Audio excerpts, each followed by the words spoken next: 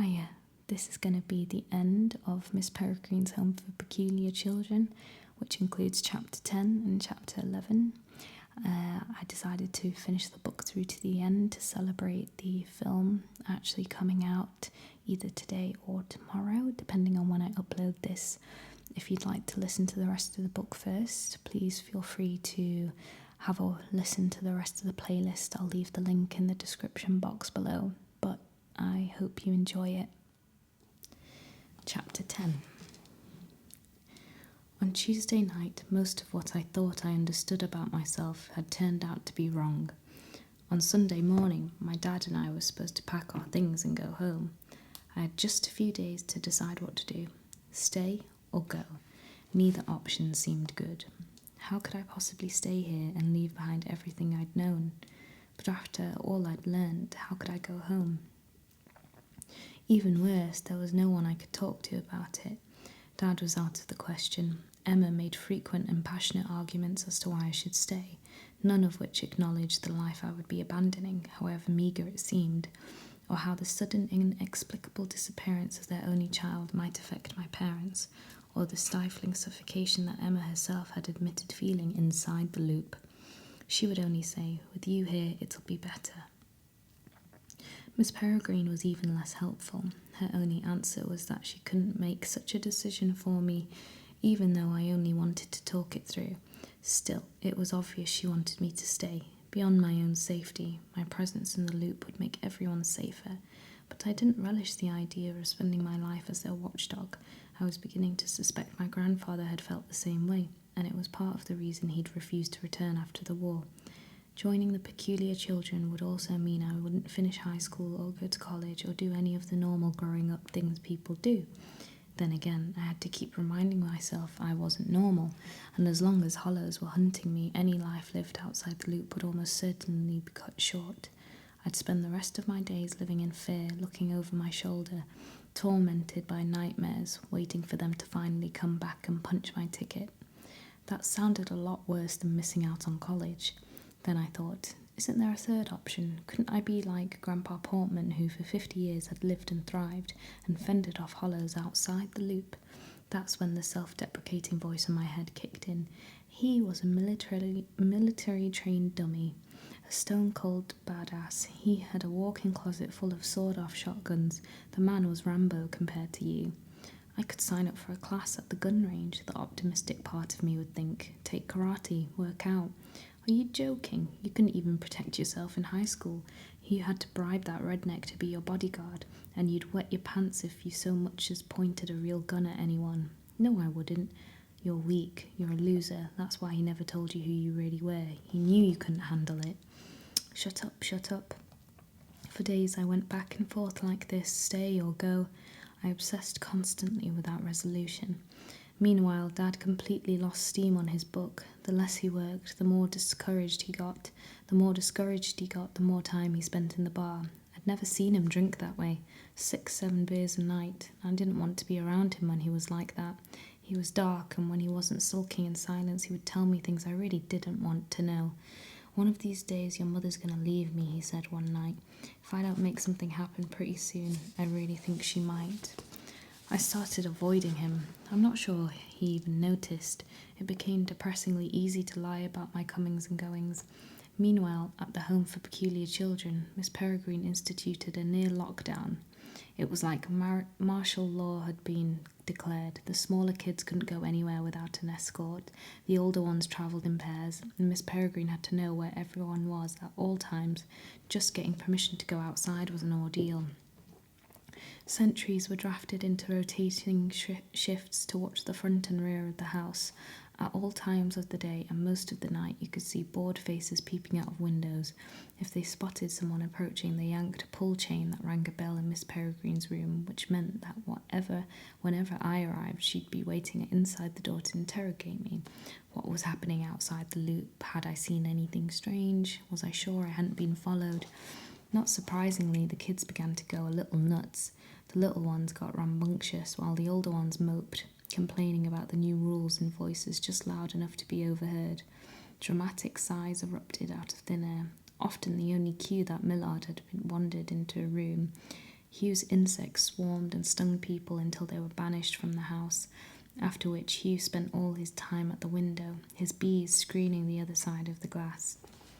Olive, claiming she had misplaced her leaden shoes, took to crawling around the ceiling like a fly, dropping grains of rice on people's heads until they looked up and noticed her, at which point she'd burst into laughter so all-consuming that her levitation would falter and she'd have to grab onto a chandelier or curtain rod just to keep from falling.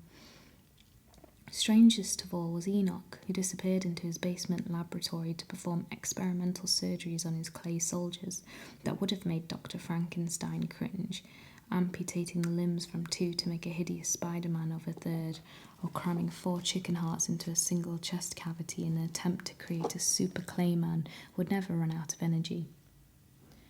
One by one, their little grey bodies failed under the strain, and the basement came to resemble a Civil War field hospital. For her part, Miss Peregrine remained in a constant state of motion, chain-smoking pipes while limping from room to room to check on the children, as if they might disappear the moment they left her sight. Miss Avocet stayed on, emerging from her torpor now, and then to wander the halls, calling out forlornly for her poor abandoned wards, before slumping into someone's arms to be taken back to bed. There followed a great deal of paranoid speculation about Miss Avocet's tragic ordeal, and why Hollows would want to kidnap Imbreams, with theories ranging from the bizarre to create the biggest time loop in history, large enough to swallow the whole planet, to ridiculously optimistic to keep the Hollows company, being a horrible soul-eating monster can get pretty lonely.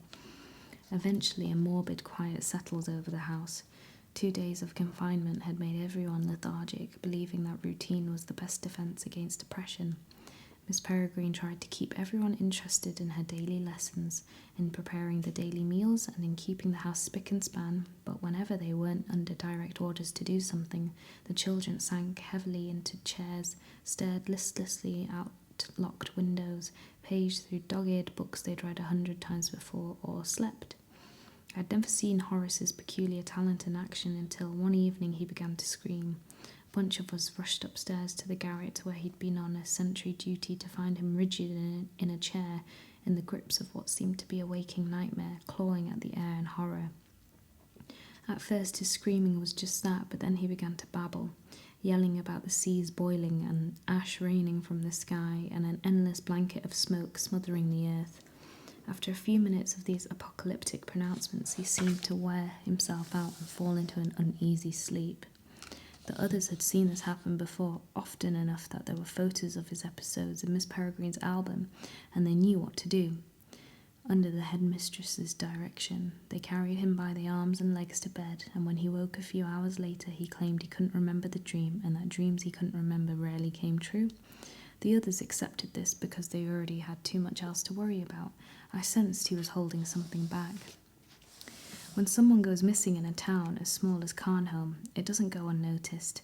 That's why on Wednesday, when Martin failed to open his museum or stop by the priest hole for his customary nightcap, people began to wonder if he was sick, and when Kev's wife went to check on him and found his front door hanging open and his wallet and glasses on the kitchen counter but no one at home, people began to wonder if he was dead. When he still hadn't turned up the next day, a gang of men was dispatched to open sheds and peer beneath overturned boats, searching anywhere a wifeless man who loved whiskey might sleep off a binge. But they'd only just begun when a call came in over the short band radio. Martin's body had been fished out of the ocean. I was in the pub with my dad when the fisherman who'd found him came in. It was hardly past noon, but he was issued a beer on principle, and with minutes, the man was telling his story. I was up Gannett's Point reeling in my nets, he began. They was heavy as anything, which was odd since alls I generally catch that-a-ways is just tidy little nothings, shrimps and such. Thought I'd got snagged on a crab trap, so I grab from the gaff and poke around under the boat till it hooks on something. We all scooted closer on our stools like it was story time in some morbid kindergarten. It was Martin all right, looked like he'd taken a quick trip down a cliffside and got nibbled by sharks. Lord knows what business he'd been out by the cliffs in the dead of night in just his robe and trolleys. He weren't dressed, Kev asked.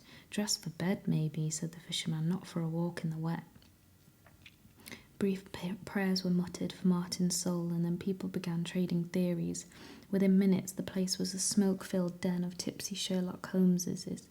He could have been drunk, one man ventured, or if he was out by the cliffs, maybe he's seen the sheep killer and was chasing after, said another. What about that squirrely new fella, the fisherman said, the one who's camping? My father straightened on his bar stool. I ran into him 2 nights ago. I turned to him in surprise. You didn't tell me. I was going to the chemist trying to catch him before he closed, and this guy's headed the other way, out of town, in a huge hurry. I bump his shoulder as he passes just to ruffle him. He stops and stares at me, trying to be intimidating. I get in his face, tell him I want to know what he's doing here and what he's working on because people here talk about themselves, I say. Kev leaned across the bar, and he looks like he's about to take a swing at me, but then just walks off. A lot of men had questions. What an ornithologist does, why the guy was camping, and the other things I already knew. I had only one question, which I'd been itching to ask. Did you notice anything strange about him, about his face? My father thought for a second. Yeah, actually, he had on sunglasses. At night. Weirdest damn thing. A sick feeling came over me, and I wondered how close my father had come to something far worse than a fistfight. I knew I had to tell Miss Peregrine about this, and soon. Ah, bollocks, said Kev. There ain't been a murder on Carnholm in 100 years. Why would anyone want to kill old Martin anyway? Doesn't make sense. I'll bet you all around that when his autopsy comes back it says he was arseholed right into the next century. Could be a tidy spell before that happens, the fisherman said. Storm that's rolling in now, weatherman says. It's going to be a right bumper. Worst we've had all year, weatherman says. Kev scoffed. I wouldn't trust that silly bugger to know if it's raining now. The islanders often made gloomy predictions about what Mother Nature had in store for Carnholm. They were at the mercy of the elements after all, and pessimistic by default, but this time their worst fears were confirmed. The wind and rain they had pelted the island all week strengthened that night into a vicious band of storms that closed blackly over the sky and whipped the sea into foam. Between rumours about Martin having been murdered and the weather, the town went into lockdown, much as the children's home had. People stayed in their houses, windows were shuttered and doors bolted tight. Boats clattered against their moorings in the heavy chop, but none left the harbour. To take one out in such a gale would have been suicidal, and because the mainland police couldn't collect Martin's body until the seas calmed, the townspeople were left with the nettlesome question of what to do with his body. It was finally decided that the fishmonger, who had the island's largest stockpile of ice, would keep him cool in the back of his shop, among salmon and cod and other things, which, like Martin, had been pulled from the sea. I was under strict instructions from father not to leave the priest hole, but I was also under instructions to report any strange goings-on to Miss Peregrine, and if a suspicious death didn't qualify, nothing did. So that night I feigned a flu-like illness and locked myself in my room, and then slipped out the window, climbed down the drain pipe to the ground. No one else was foolish enough to be outside, so I ran straight down the main path without fear of being spotted, the hood of my jacket scrunched tight against the whipping rain. When I got to the children's home, Miss Peregrine took one look at me and knew something was wrong. What's happened, she said, her bloodshot eyes ranging over me. I told her everything, all the sketchy facts and rumours I'd overheard, and she blanched. She hurried me into the sitting room where in a panic she gathered all the kids she could find and then stomped off to find a few who had ignored her shouts. The rest were left to stand around, anxious and confused. Emma Millard cornered me. What's she in such a tiff about? Millard asked. I quietly told him about Martin. Millard sucked in his breath and Emma crossed her arms, looking worried. Is it really that bad? I said. I mean, it can't have been hollows. They only hunt peculiars, right? Do you want to tell him or shall I? Hollows vastly prefer peculiars over common folk, Millard explained. But they'll eat just about anything to sustain themselves, so long as it's fresh and meaty. It's one of the ways you know there might be a hollow hanging about. The bodies pile up, that's why they're mostly nomads. If they didn't move from place to place so often, they'd be simple to track down. How often, I asked, a shiver tracing my spine. Do they need to eat, I mean? Oh, pretty often, Millard said. Arranging the hollows' meals is what whites spend most of their time doing.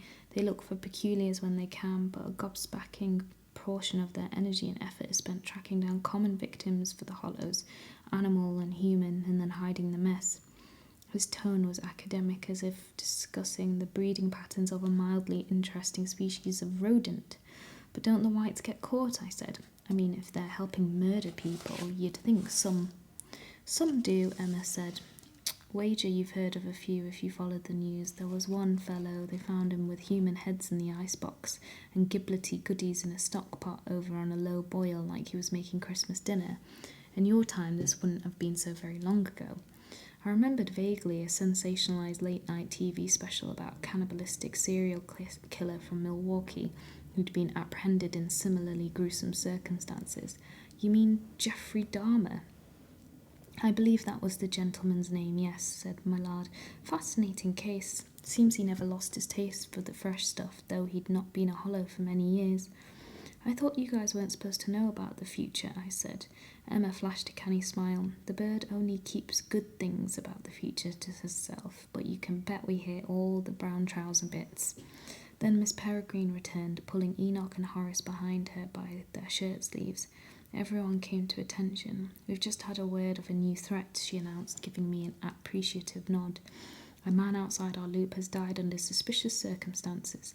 We can't be certain of the cause or whether it represents a true threat in our security, but we must conduct ourselves as if it did. Until further notice, no one may leave the house, not even to collect vegetables or bring in a goose for the evening meal. A collective groan arose, over which Miss Peregrine raised her voice. This has been a challenging few days for us all. I beg your continued patience. Hands shot up around the room, but she rebuffed all questions and marched off to secure the doors. I ran after her in a panic. If there really was something dangerous on the island, it might kill me the minute I set foot outside the loop. But if I stayed here, I'd be leaving my father defenceless, not to mention worried sick about me. Somehow that seemed even worse. I need to go, I said, catching up to Miss Peregrine. She pulled me into an empty room and closed the door. You will keep your voice down, she commanded, and you will respect my rules. What I said applies to you as well. No one leaves this house. But thus far I have allowed you an unprecedented measure of autonomy to come and go as you please, out of respect for your unique position. But you may have already been followed here, and that puts my wards' lives in jeopardy. I will not permit you to endanger yourself or them any further. Don't you understand? I said angrily. Boats aren't running. Those people in town are stuck. My father is stuck. If there really is a white, and it's who I think it is, he and my dad have almost gotten into one fight already. If he just fed a total stranger to a hollow, who do you think he's going after next? Her face was like stone. The welfare of the townspeople is none of my concern, she said. I won't endanger my wards, not for anyone. It isn't just townspeople, it's my father. Do you really think a couple of locked doors will stop me from going? Perhaps not, but if you insist on leaving here, then I insist you never return. I was so shocked I had to laugh. But you need me, I said. Yes, we do, she replied. We do very much. I stormed upstairs to Emma's room. Inside was a tableau of frustration that might have been straight out of a Norman Rockwell, if Norman Rockwell had painted people doing hard time in jail. Bronwyn stared woodenly out the window. Enoch sat on the floor, whittling a piece of hard clay. Emma was perched on the edge of her bed, elbow on knees, tearing sheets of paper from a notebook and igniting them between her fingers. You're back, she said when I came in. I never left. Miss Peregrine wouldn't let me. Everyone listened as I explained my dilemma, and banished if I tried to leave. Emma's entire notebook ignited. She can't do that, she cried, oblivious to the flames, licking her hand. She can do what she likes, said Bronwyn. She's the bird. Emma threw down her book and stamped out the fire. I just came to tell you I'm going. Whether she wants me to or not, I won't be held prisoner, and I won't bury my head in the sand while my own father might be in real danger. Then I'm coming with you, Emma said. You ain't serious, replied Bronwyn. I am. What you are is 3/4 stupid, said Enoch. You'll turn into a wrinkled old prune, and for what? Him? I won't, said Emma. You've got to be out of the loop for hours and hours before time starts to catch up with you, and it won't take nearly that long, will it, Jacob? It's a bad idea, I said. What's a bad idea, said Enoch. She don't even know what she's risking her life to do. Headmistress won't like it, said Bronwyn, stating the obvious. She'll kill us, Em. Emma stood up and shut the door. She won't kill us, she said. Those things will, and if they don't, living like this might just be worse than dying. The bird's got us cooped up so tight we can hardly breathe, and all because she doesn't have the spleen to face whatever's out there. Oh, not out there, said Millard, who I hadn't realised was in the room with us. But she won't like it, Bronwyn repeated. Emma took a combative step toward her friend. How long can you hide under the hem of that woman's skirt? Have you already forgotten what happened to Miss Davison? Said Millard. It was only when her wards left the loop that they were killed, and Miss Bunting kidnapped. If they'd only stayed put, nothing bad would have happened.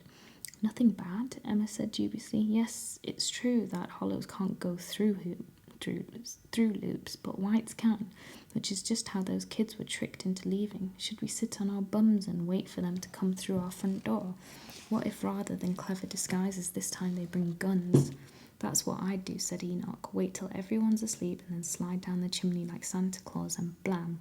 He fired an imaginary pistol at Emma's pillow, brains on the wall. Thank you for that, Millard said, sighing. We've got to hit them before they know we know they're there, said Emma, while we've still got the element of surprise. But we don't know they're there, said Millard. We'll find out. And how do you propose to do that? Wander around until you see a hollow? What then? Excuse me, we were wondering what your intentions might be vis-a-vis eating us. We've got Jacob, said Bronwyn. He can see them. I felt my throat tighten, aware that if this hunting party formed, I would be in some way responsible for everyone's safety. I've only ever seen one, I warned them, so I wouldn't call myself an expert. And if he shouldn't happen to see one, said Millard, it could either mean that there are none to be seen or that they're hiding. You'll still be clueless, as you so clearly are now. Furrowed brows all around, Millard had a point. Well, it appears that logic has prevailed yet again, he said. I'm off to fetch some porridge for supper if any of you would-be mutineers would like to join me. The bed strings cracked as he got up and moved towards the door, but before he could leave, Enoch leapt to his feet and cried, I've got it. Millard stopped. Got what? Enoch turned to me. The bloke who may or may have not been eaten by a hollow. Do you know where they're keeping him? At the fishmonger's. He rubbed his hands together. Then I know how we can be sure. And how's that? Said Millard. We'll ask him. An expeditionary team was assembled. Joining me would be Emma, who flatly refused to let me go alone, Bronwyn, who was loath to anger Miss Peregrine, but insisted that we needed her protection, and Enoch, whose plan we were to carry out. Millard, whose invisibility might have come in handy, would have no part of it, and he had to be bribed just to keep from ratting us out. If we all go, Emma reasoned, the bird won't be able to banish Jacob. She'll have to banish all four of us. But I don't want to be banished, said Bronwyn. She'd never do it, Wyn, that's the point. And if we can make it back before lights out, she may not even realise we were gone. I had my doubts about that, but we all agreed it was worth a shot. It went down like a jailbreak. After dinner, when the house was at its most chaotic and Miss Peregrine at her most distracted, Emma pretended to head for the sitting room and I for the study. We met a few minutes later at the end of the upstairs hallway where a rectangle of ceiling pulled down to reveal a ladder. Emma climbed it and I followed. Pulling it closed after us, and we found ourselves in a tiny dark attic space.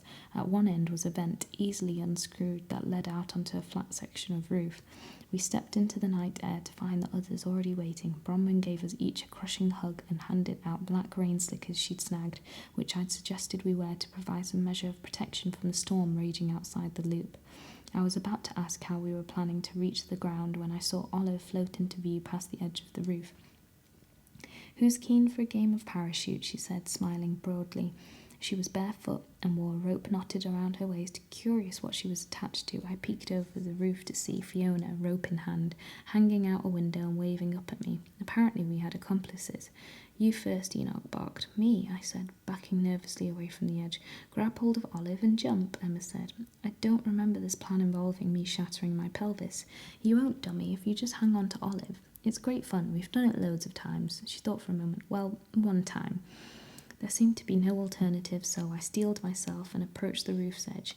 Don't be frightened, Olive said. Easy for you to say, you can't fall. She reached out her arms and bear hugged me, and I hugged her back, and she whispered, okay, go. I closed my eyes and stepped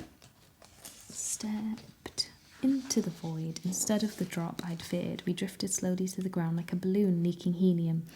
That was fun, Olive said. Now let go. I did, and she went rocketing back up to the roof, saying "wee" all the way. The others shushed her, and then, one after another, they hugged her and floated down to join me. When we were all together, we began sneaking toward the moon-capped woods, Fiona and Olive waving behind us. Maybe it was my imagination, but the breeze-blown, topiary creatures seemed to wave at us too, with Adam nodding a sombre farewell. When we stopped at the bog's edge to catch our breath, Enoch reached into his bulging coat and handed out packages wrapped in cheesecloth. "Take these," he said. "I ain't carrying 'em all." "What are they?" asked Bronwyn, undoing the cloth to reveal a hunk of brownish meat with little tubes shunting out of it. "Oh, it stinks," she cried, holding it away from her. "Calm down, it's only a sheep heart," he said, thrusting something of roughly the same dimensions into my hands. It stank of formaldehyde, and even through the cloth felt unpleasantly moist. I'll chuck my guts if I have to carry this, Bronwyn said. "I'd like to see that," Enoch grumbled, sounding offended. "Stash it in your slicker and let's get on with it." We followed the hidden ribbon of solid ground through the bog. I'd been over it so many times now, I'd almost forgotten how dangerous it could be, how many lives it had swallowed over the centuries. Stepping onto the cairn mound, I told everyone to button up their coats. "What if we see someone?" asked Enoch. "Just act normal," I said. "I'll tell them you're my friends from America." "What if we see a white?" asked Bronwyn. "Run. And if Jacob sees a hollow, in that case, run like the devil's after you," Emma said. One by one, we ducked into the cairn, disappearing from that calm summer night. All was quiet until we reached the end chamber, and then the air pressure dropped and the temperature fell, and the storm screamed into full-throated being. We spun toward the sound rattled, and for a moment just stood listening at it as it seethed and howled at the mouth of the tunnel. It sounded like a caged animal that had just been showing its dinner. There was nothing to do but offer ourselves up to it. We fell to our knees and crawled into what seemed like a black hole, the stars lost behind a mountain of thunderheads, whipping rain and freezing wind rifling through our coats, wires of lightning bleaching us bone white and making the dark that followed seem darker still. Emma tried to make a flame, but she looked like a broken cigarette lighter, every sparking flick of her wrist hissing out before it could catch. So we shrugged up our coats and ran, bent against the gale and the swollen bog that sucked at our legs, navigating as much by memory as by sight. In the town, rain drummed on every door and window, but everyone had stayed locked and shuttered inside their cottages as we ran unnoticed through the flooding streets, past scattered roof tiles torn away by the wind, past a single rain-blinded sheep lost and crying, past a tipped outhouse disgorging itself into the road, to the fishmonger's shop. The door was locked, but with two thudding kicks Bronwyn flung it in. Trying her hand inside her coat, Emma was finally able to make a flame. As a wide-eyed sturgeon stirred from glass cases, I led us into the shop and around the corner where Dylan spent his days mumbling curses and scaling fish through a rust-poked door. On the other side was a little ice house, just a lean-to, shed-floored with dirt and roofed with tin, its walls made from rough-cut planks, rain weeping through where they had shivered apart like bad teeth. Crowding the room were a dozen rectangular troughs raised on sawhorses and filled with ice. "Which one's he in?" Enoch asked. "I don't know," I said. Emma shone her flame around as we walked among the troughs, trying to guess which might hold more than just the corpses of fish. But they all looked the same, just lidless coffins of ice. We would have to search every one until we found him. "Not me," Bronwyn said. "I don't want to see him. I don't like dead things." "Well, neither do I, but we have to," said Emma. "We're all in this together." Each of us chose a trough and dug into it like a dog excavating a prized bed of flowers, our cupped hands scooping mounds of ice onto the floor. I'd emptied half of one and was losing feeling in my fingers when I heard Bronwyn shriek. I turned to see her stumble away from a trough, her hands across her mouth. We crowded around to see what she'd uncovered. Jutting from the ice was a frozen, hairy-knuckled hand. "I dare say you found our man," Enoch said.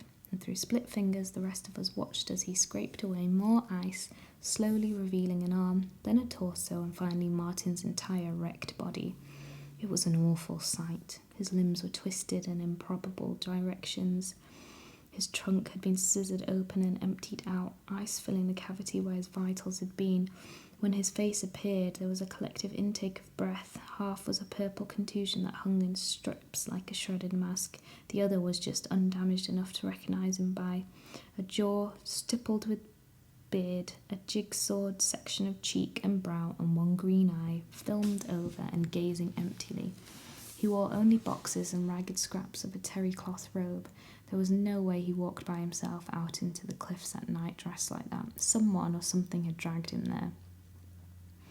He's pretty far gone, said Enoch, praising Martin as a surgeon might assess an all but hopeless patient. I'm telling you now, this might not work. We've got to try, Bronwyn said, stepping bravely to the trough with the rest of us. We come all this way, we at least got to try. Enoch opened his slicker and pulled out one of the wrapped hearts from an interior pocket. It looked like a maroon catcher's mitt folded in on itself. If he wakes up, Enoch said, he ain't gonna be happy, so just stand back and don't say I didn't warn you. All of us took a generous step back except Enoch, who bellied up to the trough, plunged his arm into the ice that filmed Martin's chest, swirling it around like he was fishing for a can of soda in a cooler. After a moment he seemed to latch on to something, and with his other hand he raised the sheep heart above his head. A sudden convulsion passed through Enoch's body, and the sheep heart started to beat, spraying out a fine mist of bloody pickling solution. Enoch took fast, shallow breaths. He seemed to be channeling something. I studied Martin's body for any hint of movement, but he lay still. Gradually, the heart in Enoch's hand began to slow and shrink, its colour fading to a blackish grey, like meat left too long in the freezer. Enoch threw it on the ground and thrust his empty hand at me. I pulled out the heart I'd been keeping in my pocket and gave it to him. He repeated the same process, the heart pumping and sputtering for a while, before faltering like the last one. Then he did it a third time, using the heart he'd given to Emma. Bronwyn's heart was the only one left, Enoch's last chance. His face took on a new intensity as he raised it above Martin's rude coffin, squeezing it like he meant to drive his fingers through. For a long moment there was nothing, but then the body wrenched as suddenly and forcefully as if it had been shocked with 1,000 volts. Emma screamed and we all jumped back. When I lowered my arms to look again, Martin's head had turned in my direction, one cataract eye wheeling crazily before fixing, it seemed, on me. He sees you, Enoch cried. I leaned in. The dead man smelled of turned earth and brine and something worse. Ice fell away from his hand, which rose up to tremble in the air for a moment, afflicted and blue, before coming to rest on my arm. I fought the urge to throw it off. His lips fell apart and his jaw hinged open. I bent down to hear, but there was nothing to hear. Of course there isn't, I thought. His lungs have burst. But then a tiny sound leaked out, and I leaned closer, my ear almost to his freezing lips. I thought strangely of the rain gutter by my house, where if you put your head to the bars and wait for a break in traffic, you can just make out the whisper of an underground steam, buried when the town was first built but still flowing, imprisoned in a permanent night. The others crowded around, but I was the only one who could hear the dead man. The first thing he said was my name. Jacob. Fear shot through me. Yes? I was dead. The words came slowly, dripping like molasses. He corrected himself. I'm dead. Tell me what happened, I said. Can you remember? There was a pause, the wind whistling through the gaps in the walls. He said something and I missed it. Say it again, please, Martin. He killed me, the damn dead man whispered. Who? My old man. You mean Oggy, your uncle? My old man, he said. He got big and strong, so strong. Who did, Martin? His eyes closed and I feared he was gone for good. I looked at Enoch. He nodded. The heart in his hand was still beating. Martin's eye flicked beneath its lid. He began to speak up again, slowly but evenly, as if reciting something. For 100 generations he slept, curled like a fetus in the earth's mysterious womb, digested by roots, fermenting in the dark. Summer fruits canned and forgotten in the larder until a farmer's spade bore him out, rough midwife to a strange harvest. Martin paused, his lips trembling, and in the briefcase silence, Emma looked at me and whispered, What's he saying? I don't know, I said, but it sounds like a poem. He continued, his voice wavering but loud enough now that everyone could hear. Blackly, he reposes, tender face the colour of soot, withered limbs like veins of coal, feet lumps of driftwood hung with shrivelled grapes. And finally I recognised the poem. It was the one he'd written about the bog boy. "Oh, Jacob, I took such a good, careful care of him," he said, "dusted the glass and changed the soil and made him a home like my own big bruised baby. I took such careful care, but—" He began to shake and a tear ran down his cheek and froze. "But he killed me." "Do you mean the bog boy? The old man?" "Send me back," he pleaded. "It hurts." His cold hand kneaded my shoulder, his voice fading again. I looked at Enoch for help. He tightened his grip on the heart and shook his head.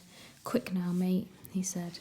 Then I realised something. Though he was describing the bog boy, it wasn't the bog boy who had killed him. They only become visible to the rest of us when they're eating, Miss Peregrine had told me, which is to say, when it's too late. Martin had seen a hologast that night in the rain, and it was tearing him to shreds, and had mistaken it for his most prized exhibit. The old fear began to pump, coating my insides with heat. I turned to the others. "A hologast did this to him," I said. "It's somewhere on the island." "Ask him where," said Enoch. "Martin, where? I need to know where you saw it." "Please, it hurts." "Where did you see it?" "He came to my door." "The old man did?" His breath hitched strangely. He was hard to look at, but I made myself do it. Following his eyes, it shifted and focused on something behind me. "No," he said, "he did." And then a light swept over us and a loud voice barked, "Who's there?" Emma closed her hand and the flame hissed out, and we all spun to see a man standing in the doorway, holding a flashlight in one hand and a pistol in the other. Enoch yanked his arm out of the ice while Emma and Bronwyn closed ranks around the trough to block Martin from view. "We didn't mean to break in," Bronwyn said. "We was just leaving, honest." "Stay where you are," the man shouted. His voice was flat, accentless. I couldn't see his face through the beam of light, but the layered jackets he wore were an instant giveaway. It was the ornithologist. "Mister, we ain't had nothing to eat all day," Enoch whined, for once sounding like a 12-year-old. "All we come for was a fish or two, swears." "Is that so?" said the man. "Looks like you've picked one out. Let's see what kind." He waved his flashlight back and forth as if to part us with the beam. "Step aside." We did, and he swept the light over Martin's body, a landscape of garish ruin. "Goodness, that's an odd-looking fish, isn't it?" he said, entirely unfazed. "Must be a fresh one. Still moving." The beam came to rest on Martin's face. His eye rolled back and his lips moved soundlessly, just a reflex as the lift Enoch had given him drained away. "Who are you?" Bronwyn demanded. "That depends on whom you ask," the man replied, "and it isn't nearly as important as the fact that I know who you are." He pointed the flashlight at each of us and spoke as if quoting some secret dossier. "Emma Bloom, a spark, abandoned at a circus when her parents couldn't sell her to one. Bronwyn Bruntley, berserker, taster of blood, didn't know her own strength until the night she snapped her rotten stepfather's neck. Enoch O'Connor, dead riser, born to a family of undertakers who couldn't understand why their clients kept walking away." I saw each of them shrink away from him. Then he shone the light at me. "And Jacob, such peculiar company you're keeping these days." "How do you know my name?" He cleared his throat, and when he spoke again, his voice had changed radically. "Did you forget me so quick?" he said in a New England accent. "But then I'm just a poor old bus driver. Guess you wouldn't remember." It seemed impossible, but somehow this man was doing a dead-on impression of my middle school bus driver, Mr. Barron, a man so despised, so foul-tempered, so robotically inflexible that on the last day of 8th grade we defaced his yearbook picture with staples and left it like an effigy behind his seat.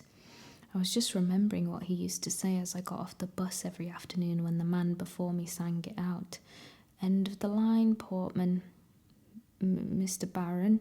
I asked doubtfully, struggling to see his face through the flashlight beam. The man laughed and cleared his throat, his accent changing again. "Either him or the yard man," he said in a deep Florida drawl. Yon trees need a haircut. Give you a good price. It was the pitch-perfect voice of the man who for years had maintained my family's lawn and cleaned our pool.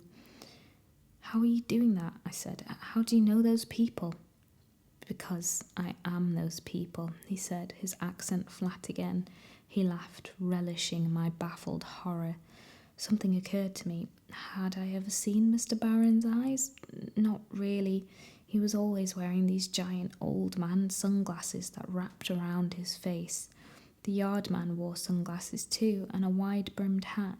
Had I ever given either of them a hard look? How many other roles in my life had this chameleon played? What's happening? Emma said. Who is this man? Shut up, he snapped. You'll get your turn. You've been watching me, I said. You killed those sheep. You killed Martin. Who, me? He said innocently. I didn't kill anyone. But you're white, aren't you? That's their word, he said. I couldn't understand it. I hadn't seen the yard man since my mother replaced him 3 years ago, and Mr. Barron had vanished from my life after 8th grade. Had he really been following me? How do you know where to find me?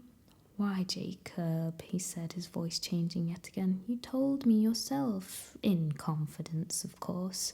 It was the middle American accent now, soft and educated. He tipped the flashlight up so that its glow spilled onto his face. The beard I'd seen him wearing the other day was gone. Now there was no mistaking him. Dr. Golan, I said, my voice a whisper, swallowed by the drumming rain. I thought back to our telephone conversation a few days ago, the noise in the background. He'd said he was at an airport, but he wasn't picking up his sister. He was coming after me. I backed against Martin's trough, reeling, numbness spreading through me. The neighbour, I said, the old man watering his lawn the night my grandfather died. That was you too, he smiled. But your eyes, I said. Contact lenses, he replied. He popped one out with his thumb, revealing a blank orb. Amazing what they can fabricate these days, and if I may anticipate a few more of your questions, yes, I am a licensed therapist. The minds of common people have long fascinated me, and no, despite the fact that our sessions were predicated on lie, I don't think they were a complete waste of time. In fact, I may be able to continue helping you, or rather we may be able to help each other. Please, Jacob, Emma said, don't listen to him. Don't worry, I said. I trusted him once, I won't make that mistake again. Golan continued as though he hadn't heard me. I can offer you safety, money.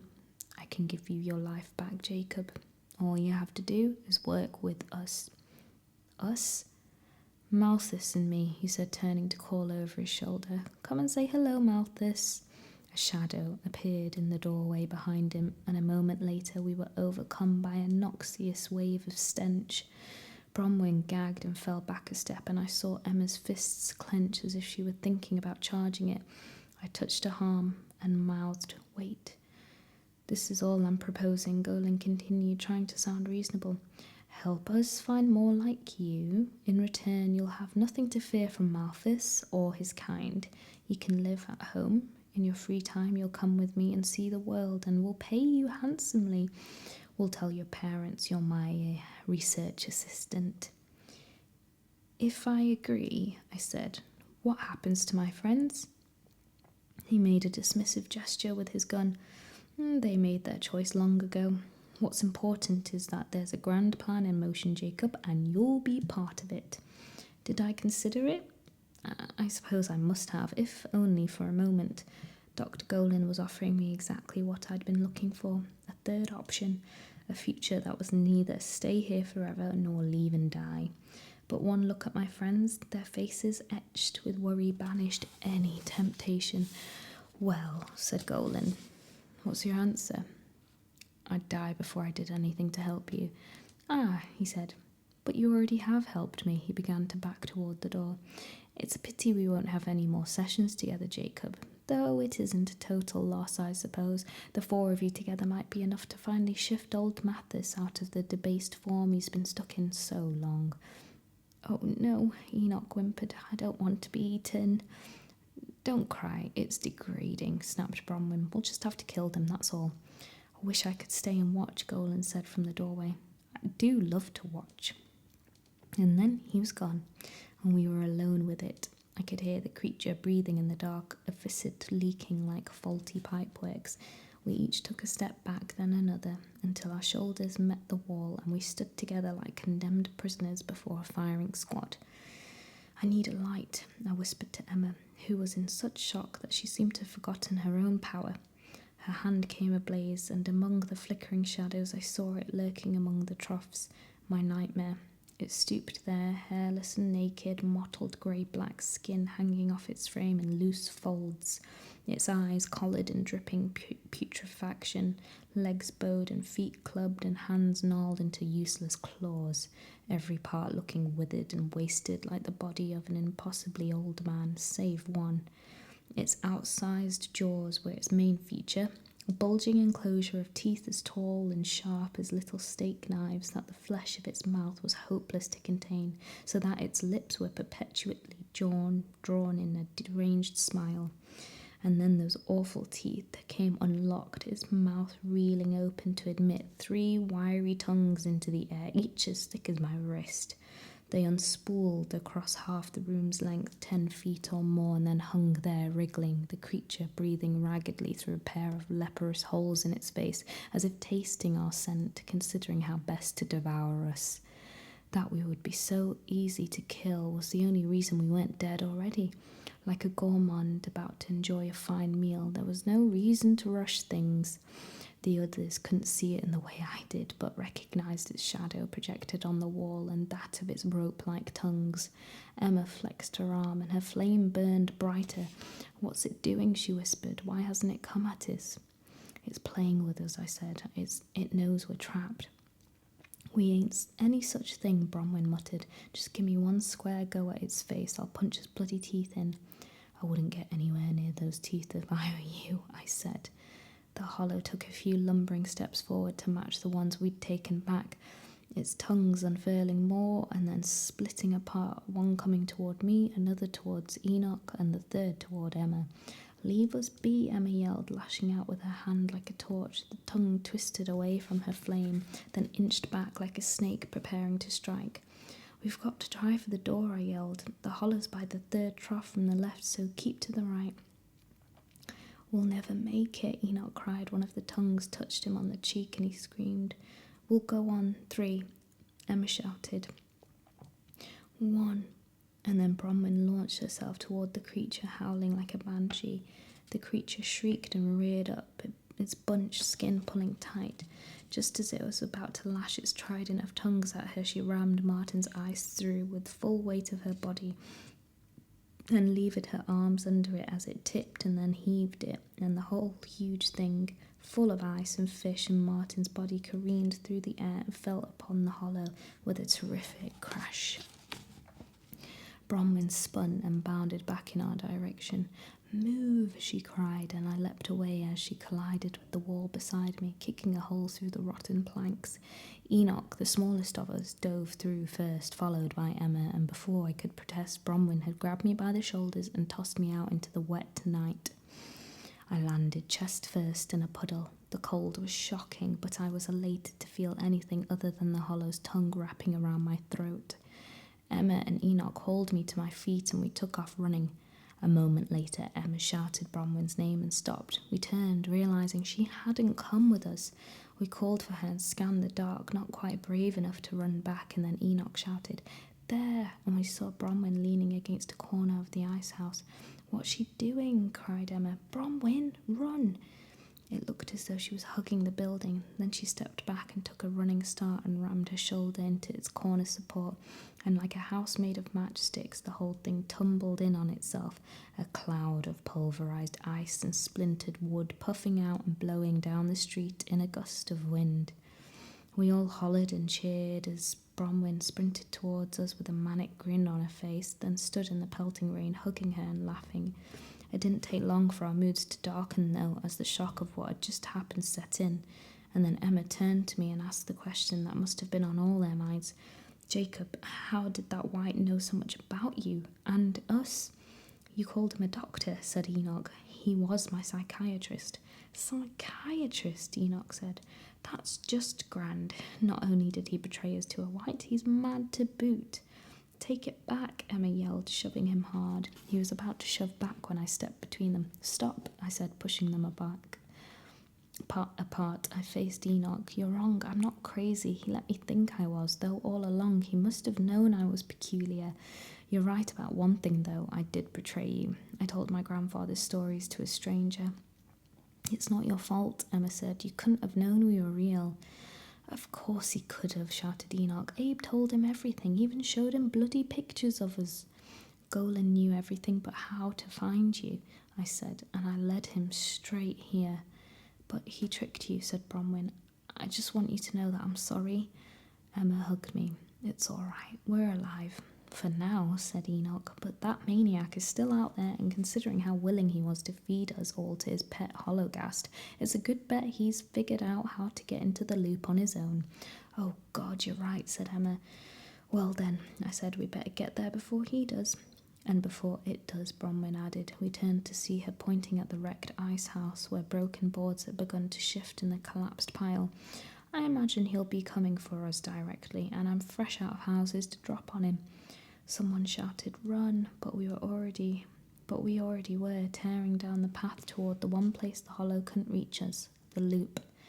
We raced out of town in the spitting dark, vague blue outlines of cottages giving way to sloping fields, then charged up the ridge, sheets of water streaming over our feet, making the path treacherous.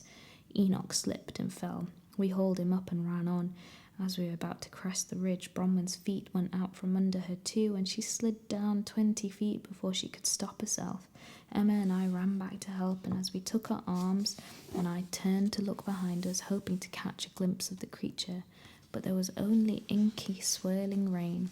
My talent for spotting hollows wasn't much good without light to see them by, but then, as we made it back to the top, chests heaving, a long flash of lightning lit up the night, and I turned and saw it. It was off below us a ways, but climbing fast, its muscular tongues punching into the mud and propelling it up the ridge like a spider. Go, I shouted, and we all bolted down the far side, the four of us sliding on our butts until we hit level ground and could run again. There was another flash of lightning. It was even closer than before. At this rate, there was no way we'd be able to outrun it. Our only hope was to outmaneuver it. If it catches us, it'll kill us all, I shouted, but if we split up, it'll have to choose. I'll lead it around the long way and try to lose it in the bog. The rest of you get to the loop as quick as you can. You're mad, shouted Emma. If anyone stays behind it, it should be me. I can fight it with fire. Not in this rain, I said, and not if you can't see it. I won't let you kill yourself, she shouted. There was no time to argue, so Bronwyn and Enoch ran ahead while Emma and I veered off the path, hoping the creature would follow, and it did. It was close enough now that I didn't need a lightning flash to know where it was. The twist in my gut was enough. We ran arm in arm, tripping through a field rent with furrows and ditches, falling and catching each other in an epileptic dance. I was scanning the ground for rocks to use as weapons when out of the darkness ahead there appeared a structure, a small, sagging shack with broken windows and missing doors, which in my panic I failed to recognize. We have to hide, I said behind gasping breaths. Please let this creature be stupid, I prayed as we sprinted toward the house. Please, please let it be stupid. We made a wide arc, hoping to enter it unseen. Wait, Emma cried as we rounded the back of it. She pulled one of Enoch's cheesecloths from her coat and quickly tied it around a stone plucked from the ground. Making a kind of slingshot, she cradled it in her hands until it caught fire, and then hurled it away from us. It landed in the boggy distance, glowing weakly in the dark. Misdirection, she explained, and we turned and committed ourselves to the shack's concealing gloom. We slipped through a door that was hanging off its hinges and stepped down into a sea of dark, aromatic muck. As our feet sank with a nauseating squelch, I realised where we were. What is this? Emma whispered, and then a sudden exhalation of animal breath made us both jump. The house was crowded with sheep, taking shelter from the unfriendly night, just as we were. As our eyes adjusted, we caught the dull gleam of theirs, staring back at us, dozens and dozens of them. It's what I think it is, isn't it? She said, lifting one foot gingerly. Don't think about it, I replied. Come on, we need to get away from this door. I took her hand and we pushed into the house, snaking through a maze of skittish animals that shied from our touch. We threaded a narrow hall and came into a room which one high window and a door that was still in its frame and closed against the night, which was more that could be said for the other rooms. Squeezing into the far corner, we knelt down to wait and listen, hidden behind a wall of nervous sheep. We tried not to sit too deeply in the muck, but there was really no helping it. After a minute of staring blindly into the darkness, I began to make out shapes in the room. There was crates and boxes stacked in one corner. Along the wall behind us hung rusted tools. I looked for anything that might be sharp enough to serve as a weapon. Seeing something that looked like a pair of giant scissors, I stood up to grab it. "Planning on shearing some sheep?" said Emma. "It's better than nothing." Just as I was taking the shears down from the wall, a noise came from outside the window. The sheep bleated anxiously, and then a long black tongue drifted through the glassless enclosure. I sank back to the floor as quietly as I could. Emma put her hand over her mouth to silence her breathing. The tongue poked around the room like a periscope, seeming to test the air. Luckily, we'd taken refuge in the most fragrant room on the island. All that sheep aroma must have masked our scent, because after a minute the creature seemed to give up and reeled out the window. We heard its retreating steps. Emma's hand came away from her mouth as she let out a shuddering breath. "I think it's taken the bait," she whispered. "I want you to know something," I said. "If we make it through this, I'm staying." She grabbed my hand. "Do you mean it?" "I can't go home, not after all that's happened. Anyway, whatever help I can be, I owe you that and a lot more. You were all perfectly safe until I got here. If we make it through this," she said, leaning into me, "then I don't regret one thing." And then some strange magnet was pulling our heads together, but just as our lips were about to touch, the quiet was shattered by terrified bleating shrieks from the next room. We pulled apart as the awful noise set the sheep around us into frantic motion, bounding off one another and pushing us into the wall. The beast was not as dumb as I'd hoped. We could hear it coming towards us through the house. If there was time to run, it had already passed, so we screwed ourselves into the reeking soil and prayed it would pass us by. And then I could smell it, even more pungent than the house's other stinks, and I could feel it at the threshold of the room. All the sheep pushed away from the door at once, herding together like a school of fish and pinning us against the wall so hard the breath was pressed out of us. We gripped each other but didn't dare make a sound, and for an unbearably tense moment we heard only the bleating of sheep and the clop of staggering hooves. Then another hoarse scream erupted, sudden and desperate, and just as suddenly silenced, broken off by lurid ripping bones snap. I knew without looking that a sheep had just been torn apart. Chaos broke out. Panicked animals ricocheted off one another, throwing us against the wall so many times I got dizzy. The hollow let out an ear-splitting screech and began to lift sheep to its slavering jaws one after another, taking a blood-spurting bite from each and then tossing it aside like a gluttonous king gorging at a medieval feast. It did this again and again, killing its way towards us. I was paralysed with fear. That's why I can't quite explain what happened next. My every instinct screamed to stay hidden, to dig myself even deeper into the muck, but then one clear thought cut through all the static. I won't let us die in this shithouse. And I pushed Emma behind the biggest sheep I could see and bolted for the door. The door was closed and 10 feet away, and a lot of animals stood between it and me, but I ploughed through them like a linebacker. I hit the door with my shoulder and it flung open. I tumbled outside into the rain and screamed, "Come get me, you ugly bastard." I knew I had its attention because it let out a terrifying howl and sheep came flushing out the door past me. I scrambled to my feet, and when I was sure it was coming after me and not Emma, I took off towards the bog. I could feel it behind me. I might have run faster, but I was still holding the shears. I couldn't seem to make myself let go, and then the ground went soft beneath me and I knew I'd reached the bog. Twice the hollow was close enough for its tongues to lash my back, and twice, just as I was certain I was about to lasso my neck and squeeze until my head popped, it stumbled and fell back. The only reason I made it to the con with my head still attached was that I knew exactly where to put my feet thanks to Emma. I could run that route on a moonless night in half a hurricane. Clambering onto the cairn mound, I tore around to the stone entrance and dove in. It was black as tar inside, but it didn't matter. I only had to reach the clamber to be safe. I scrambled on my hands and knees because even standing would have cost time I didn't have to waste. I was halfway to the end and feeling cautiously optimistic about my chances for survival when suddenly I could crawl no more. One of the tongues had caught my ankle. The hollow had used two of its tongues to grapple onto the capstones around the tunnel's mouth as leverage against the mud, and it covered the entrance with its body like a lid on a jar. The third tongue was reeling me toward it. I was a fish on a hook. I scrambled at the ground, but it was all gravel and my fingers slid right through. I flipped onto my back and clawed at the stones with my free hand, but I was sliding too quickly. I tried hacking at the tongue with my shears, but it was too sinewy and tough, a rope of undulating muscle, and my shears too dull.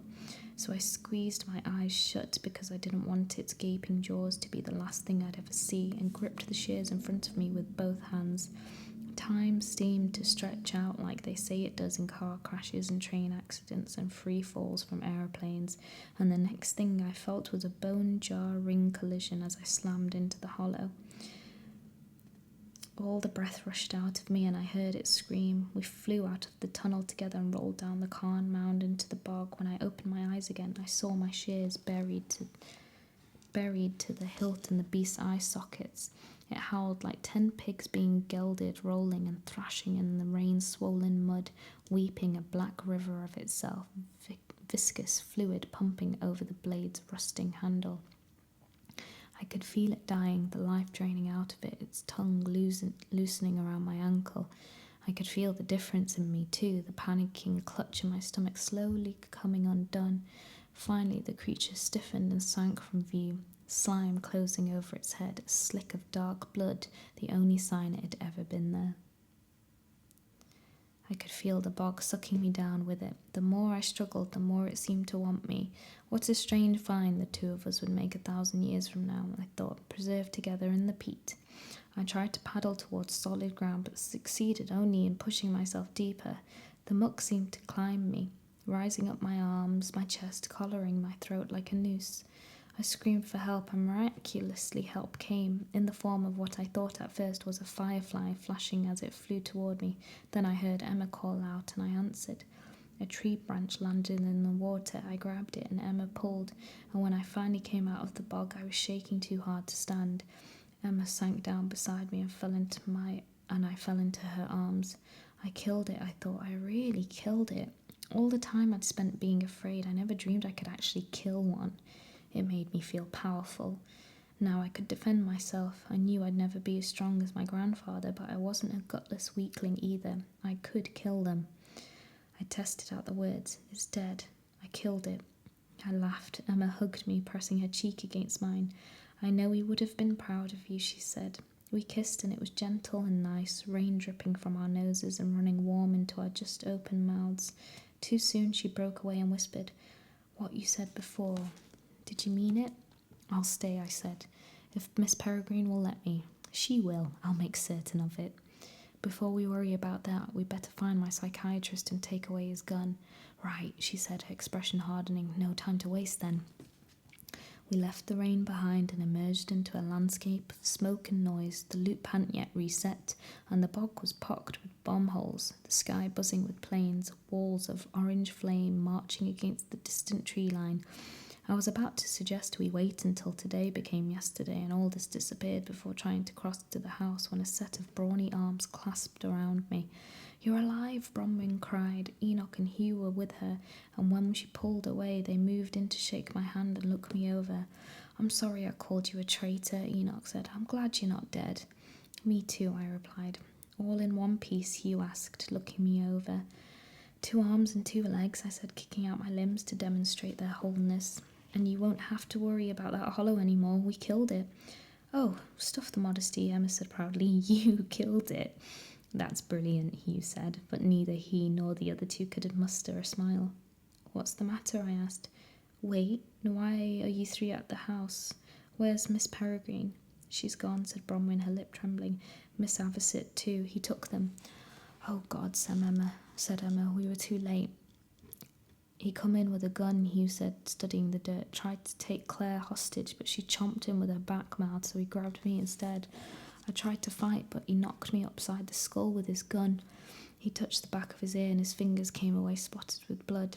Locked everyone in the basement and said if headmistress and Miss Avocet didn't change into birds, he'd put an extra hole in my head. So they did, and he stuffed them in both in a cage. He had a cage, Emma said. Hugh nodded. Little one too, so they didn't have any room to do nothing like change back or fly off. I reckon I was good as shot, but then he pushed me down the basement with the others and run off with the birds. That's how we found him when we come in, Enoch said bitterly, hiding down there like a lot of cowards. He wasn't hiding, Hugh cried. He locked us in. He would have shot us. Forget that, snapped Emma. Where'd he run off to? Why didn't you go after him? We don't know where he went, said Bronwyn. We was hoping you'd seen him. No, we haven't seen him, Emma said, kicking a cornstone in frustration. Hugh drew something out of his shirt. It was a little photograph. He stuffed this in my pocket before he went. Said if we tried to come after him, this is what would happen. Bronwyn snatched the photo from Hugh. Oh, she gasped. Is that Miss Raven? I think it's Miss Crow, said Hugh, rubbing his face with his hands. That's it. They're good as dead, Enoch moaned. I knew this day would come. We should never have left the house, Emma said miserably. Millard was right. At the far edge of the bog, a bomb fell. Its muted blast followed by a distant rain of excavated glop. Wait a minute, I said. First of all, we don't know that this is Miss Crow or Miss Raven. It could just as easily be a picture of a regular crow. And if Golan was going to kill Miss Peregrine and Miss Avocet, why would he go to all the trouble of kidnapping them? If he wanted them dead, they'd be dead already. I turned to Emma, and if we hadn't left, we'd be locked in the basement with everybody else, and there'd still be a hologhast wandering around. Don't try to make me feel better, she said. It's your fault this is happening. 10 minutes ago, you said you were glad. 10 minutes ago, Miss Peregrine wasn't kidnapped. Will you stop, said Hugh. All that matters now is that the bird's gone, and we've got to get her back. Fine, I said. So let's think. If you were a white, where would you take a couple of kidnapped imbreens? Depends on what's to be done with them, Enoch said, and that we don't know. You have to get them off the island first, said Emma, so you'd need a boat. But which island, asked Hugh, in the loop or out of it? The outside's getting torn apart by a storm, I said. Nobody's getting far in a boat over there. Then he's got to be done on our side, Emma said, beginning to sound hopeful. So what are we larking about here for? Let's get to the docks. Maybe he's at the docks, Enoch said. That is if he ain't gone yet, and even if he ain't, and we somehow manage to find him in all this dark and without getting holes ripped through our guts by shrapnel on the way, there's still his gun to worry about. Have you all gone mad? Would you rather have the bird kidnapped or shot right in front of us? Fine then, Hugh shouted. Let's just give up and go home then, shall we? Who'd like a nice hot cup of tea before bed? Hell, as long as the bird ain't around, make it a toddy. He was crying, wiping angrily at his eyes. How can you not even try after all she's done for us? Before Enoch could answer, we heard a voice calling us from the path. Hugh stepped forward, squinting, and after a moment his face went strange. It's Fiona, he said. Before that moment, I'd never heard Fiona utter so much as a peep. It was impossible to make out what she was saying over the sound of planes and distant concussions, so we took off running across the bog. When we got to the path, we were breathing hard, and Fiona was hoarse from shouting, her eyes as wild as her hair. Immediately she began to pull at us, to drag us and push us down the path toward town, yelling so frantically in her thick Irish accent that none of us could understand. Hugh caught her by the shoulders and told her to slow down. She took a deep breath, shaking like a leaf, then pointed behind her. Millard followed him, she said. He was hiding when the man shut us in the basement, and when he lit out, Millard followed. Where to? I said. He had a boat. See, cried Emma, at the docks. No, said Fiona, it was your boat, Emma, the one you think nobody knows about, that you keep stowed on that wee strand of yours. He launched off with the cage and was just going in circles, but then the tide got too rough, so he pulled onto the lighthouse rock, and that's where he still is. We made for the lighthouse in a dead run. When we reached the cliffs overlooking it, we found the rest of the children in a thick patch of sawgrass near the edge. "Get down," Millard hissed. We dropped to our knees and crawled over to them. They were crouched in a loose huddle behind the grass, taking turns peeking at the lighthouse. They looked shell-shocked, the younger ones especially, as if they hadn't fully grasped the unfolding nightmare. That we'd just survived a nightmare of our own, barely registered. I crawled through the grass to the edge of the cliff and peered out. Past where the shipwreck lay submerged, I could see Emma's canoe tied to the rocks. Golan and the Imbrians were out of sight. "What's he doing out there?" I said. "It's anyone's guess," Millard answered, "waiting for someone to pick him up or for the tide to settle so he can row out." "In my little boat," Emma said doubtfully. "As I said, we don't know." 3 deafening cracks sounded in quick succession and we all ducked as the sky flashed orange. "Do any bombs fall around here, Millard?" asked Emma. "My research concerns only the behaviour of humans and animals," he replied. "Not bombs." "Far lot of good that does us now," said Enoch. "Do you have any more boats hidden around here?" I asked Emma. "I'm afraid not," she said. "We'll just have to swim across." "Swim across and what?" said Millard. "Get shot to pieces." "We'll figure something out," she replied. Millard sighed. "Oh, lovely. Improvised suicide." "Well," Emma said. Emma looked at each of us. "Does anyone have a better idea?" "If I had my soldiers," Enoch began. "They'd fall to bits in the water," said Millard. Enoch hung his head. The others were quiet. "Then it's decided," said Emma. "Who's in?" I raised my hand. So did Bronwyn. "You'll need someone the white can't see," Millard said. "Take me along if you must." "Four's enough," said Emma. "Hope you're all strong swimmers." There was no time for second thoughts or long goodbyes. The others wished us luck, and we were on our way. We shed our black coats and loped through the grass, doubled over like commandos until we came to the path that led to the beach. We slid down on our behinds, little avalanches of sand pouring around our feet and down our pants. Suddenly there was a noise like 50 chainsaws over our heads, and we ducked as a plane roared by, the wind whipping our hair and blowing up a sandstorm. I clenched my teeth, waiting for a bomb blast to tear us apart. None came. We kept moving. When we hit the beach, Emma gathered us in a tight huddle. "There's a shipwreck between here and the lighthouse," she said. "Follow me out to it. Stay low in the water. Don't let him see you. When we reach the wreck, we'll look for our man and decide what's next." "Let's get our embreams back," Bronwyn said. We crawled out to the surf and slid into the cold water on our bellies. It was easy going at first, but the farther we swam from the shore, the more the current tried to push us back. Another plane buzzed overhead, kicking up a stinging spray of water. We were breathing hard by the time we reached the shipwreck, clinging to its rusted hull. Just our heads poking out of the water, we stared at the lighthouse and the barren little island that anchored it, but saw no sign of my wayward therapist. A full moon hovered low in the sky, breaking through reefs of bomb smoke now, and then to shine like the lighthouse's ghostly double. We pushed ourselves along the wreck until we reached the end, just a 50-yard swim in open water to the lighthouse rocks. "Here's what I reckon we should do," Emma said. "He's seen how strong Wyn is, so she's in the most danger. Jacob and I find Golan, get his attention while Wyn sneaks up from behind and gives him a belter over the head. Meantime, Millard makes a grab for the birdcage. Any objections?" As if in answer, a shot rang out. At first we didn't realise what it was. It didn't sound like the gunshots we'd been hearing, distant and powerful. This was a small caliber, a pop rather than a bang, and it wasn't until we heard a second one, accompanied by a nearby splash, that we knew it was Golan. "Fall back," Emma shouted, and we stood out of the water and sprinted across the hull until it dropped out from beneath us, then dove into the open water beyond it. A moment later we all came up in a cluster, panting for air. "So much for getting the drop on him," Millard said. Golan had stopped shooting, but we could see him standing guard by the lighthouse door, gun in hand. "He may be an evil bastard, but he ain't stupid," Bronwyn said. "He knew we'd come after him." "Not now, we can't," Emma said, slapping the water. "He'll shoot us to bits." Millard stepped up onto the wreck. "He can't shoot what he can't see." "I'll go." "You're not invisible in the ocean, dummy," Emma said. And it was true. A torso-shaped negative space bobbed in the water where he stood.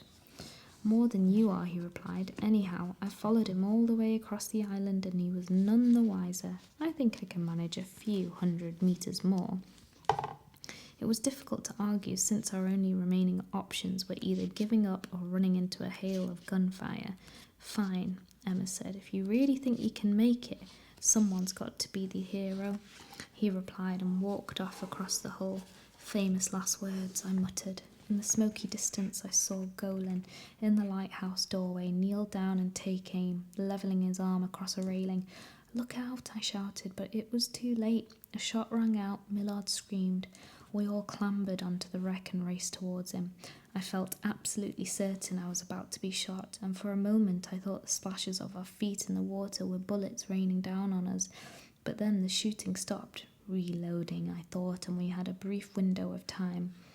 Millard was kneeling in the water, dazed, blood running down his torso. For the first time I could see the true shape of his body, painted red. Emma took him by the arm. Millard, are you all right? Say something. I must apologise, he said. It seems I've gone and gotten myself shot. We have to stop the bleeding, said Emma. We've got to take him back to shore. Nonsense, said Millard. That man will never let you get this close to him again. Turn back now and we'll certainly lose Miss Peregrine. More shots rang out. I felt a bullet zip past my ear. This way, Emma shouted. Dive. I didn't know where she meant at first. We were 100 feet from the end of the wreck, but then I saw what she was running towards. It was the black hole in the hull, the door to the cargo hold. Bromwell and I lifted Millard and ran after her. Metal slugs clanged into the hull around us. It sounded like someone kicking a trash can. Hold your breath, I told Millard, and we came to the hold and dove in feet first. We pulled ourselves down the ladder a few rungs and hung there. I tried to keep my eyes open, but the salt water stung too much. I could taste Millard's blood in the water. Emma handed me the breathing tube and we passed it among us. I was winded from running, and the single breath it allowed me every few seconds wasn't enough. My lungs hurt and I began to feel lightheaded.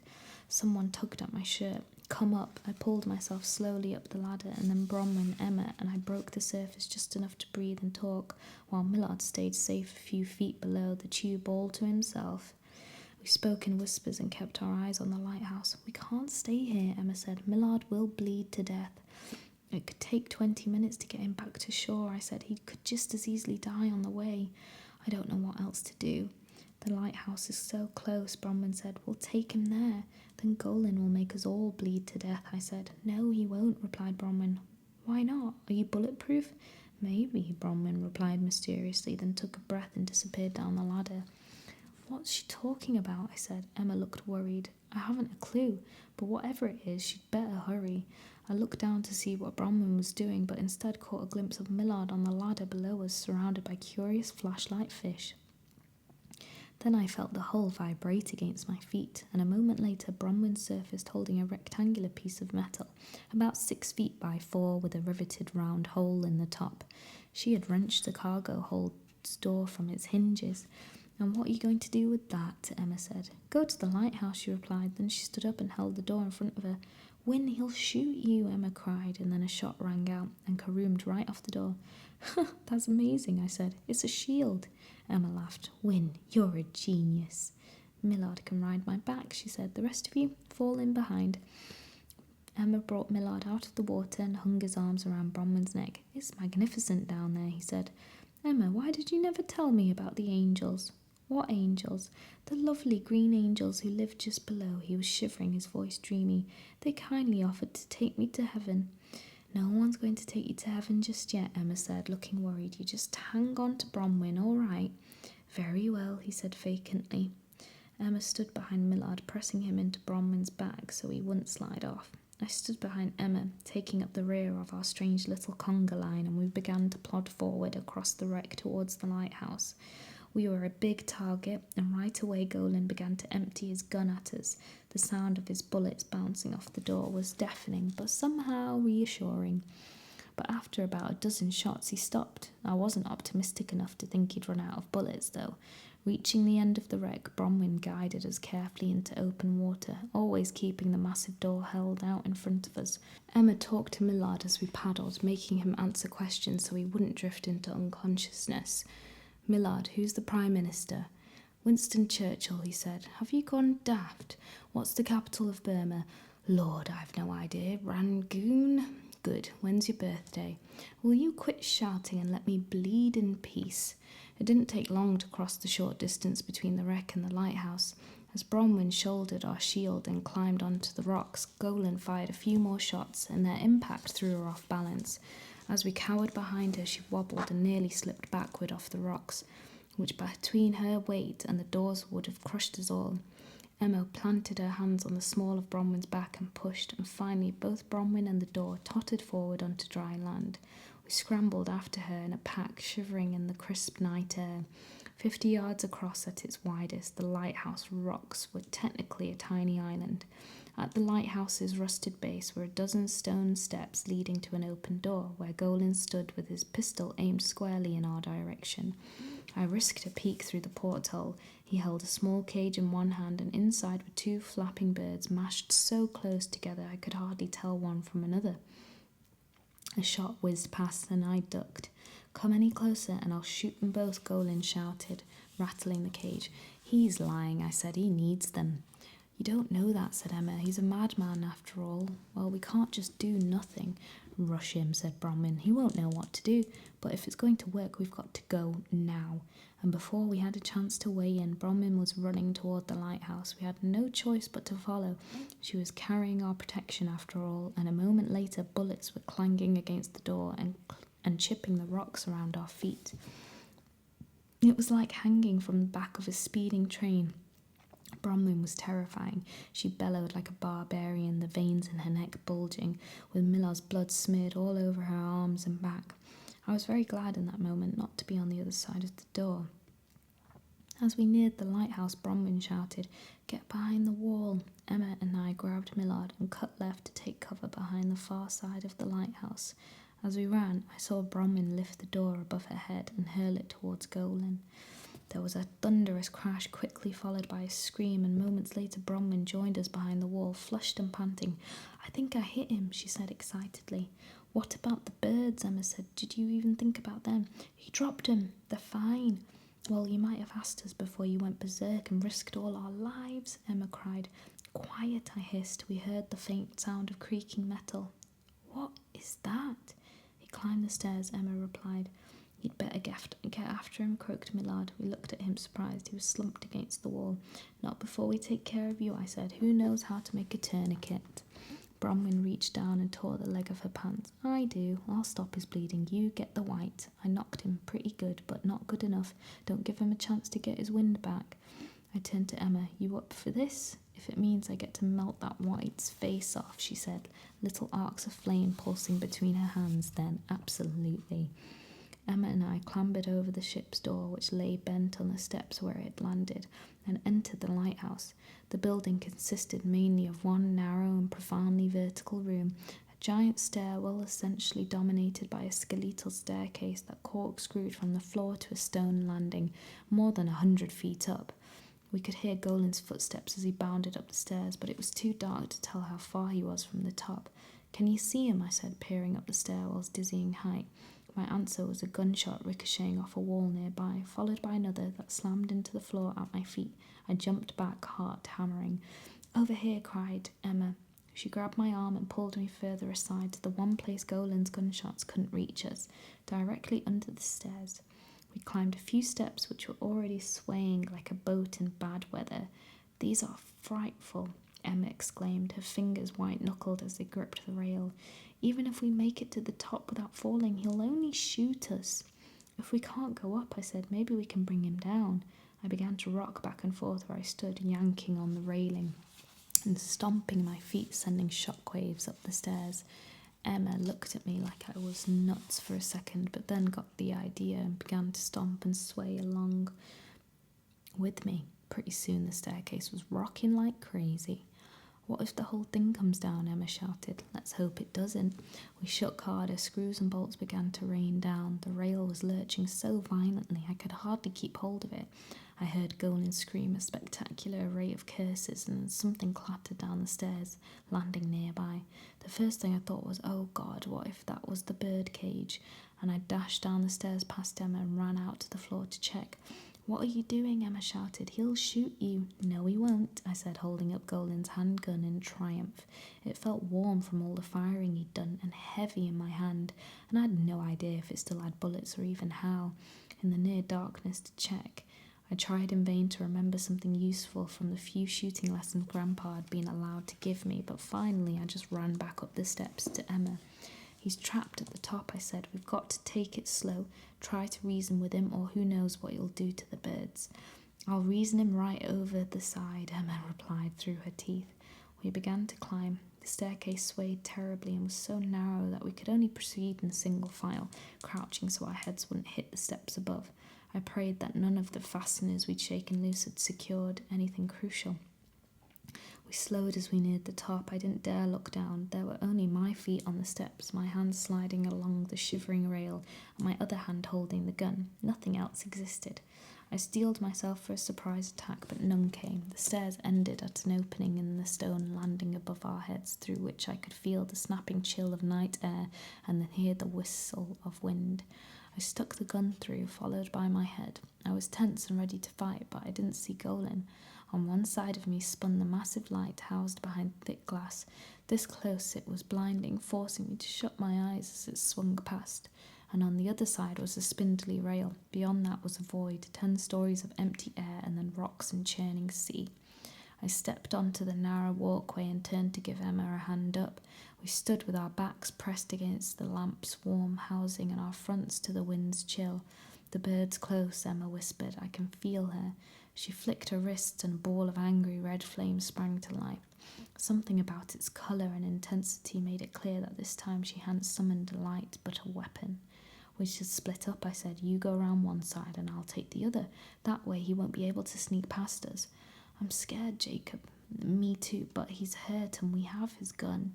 She nodded and touched my arm, then turned away. I circled the lamp slowly, clenching the maybe-loaded gun, and gradually the view around the other side began to peel back.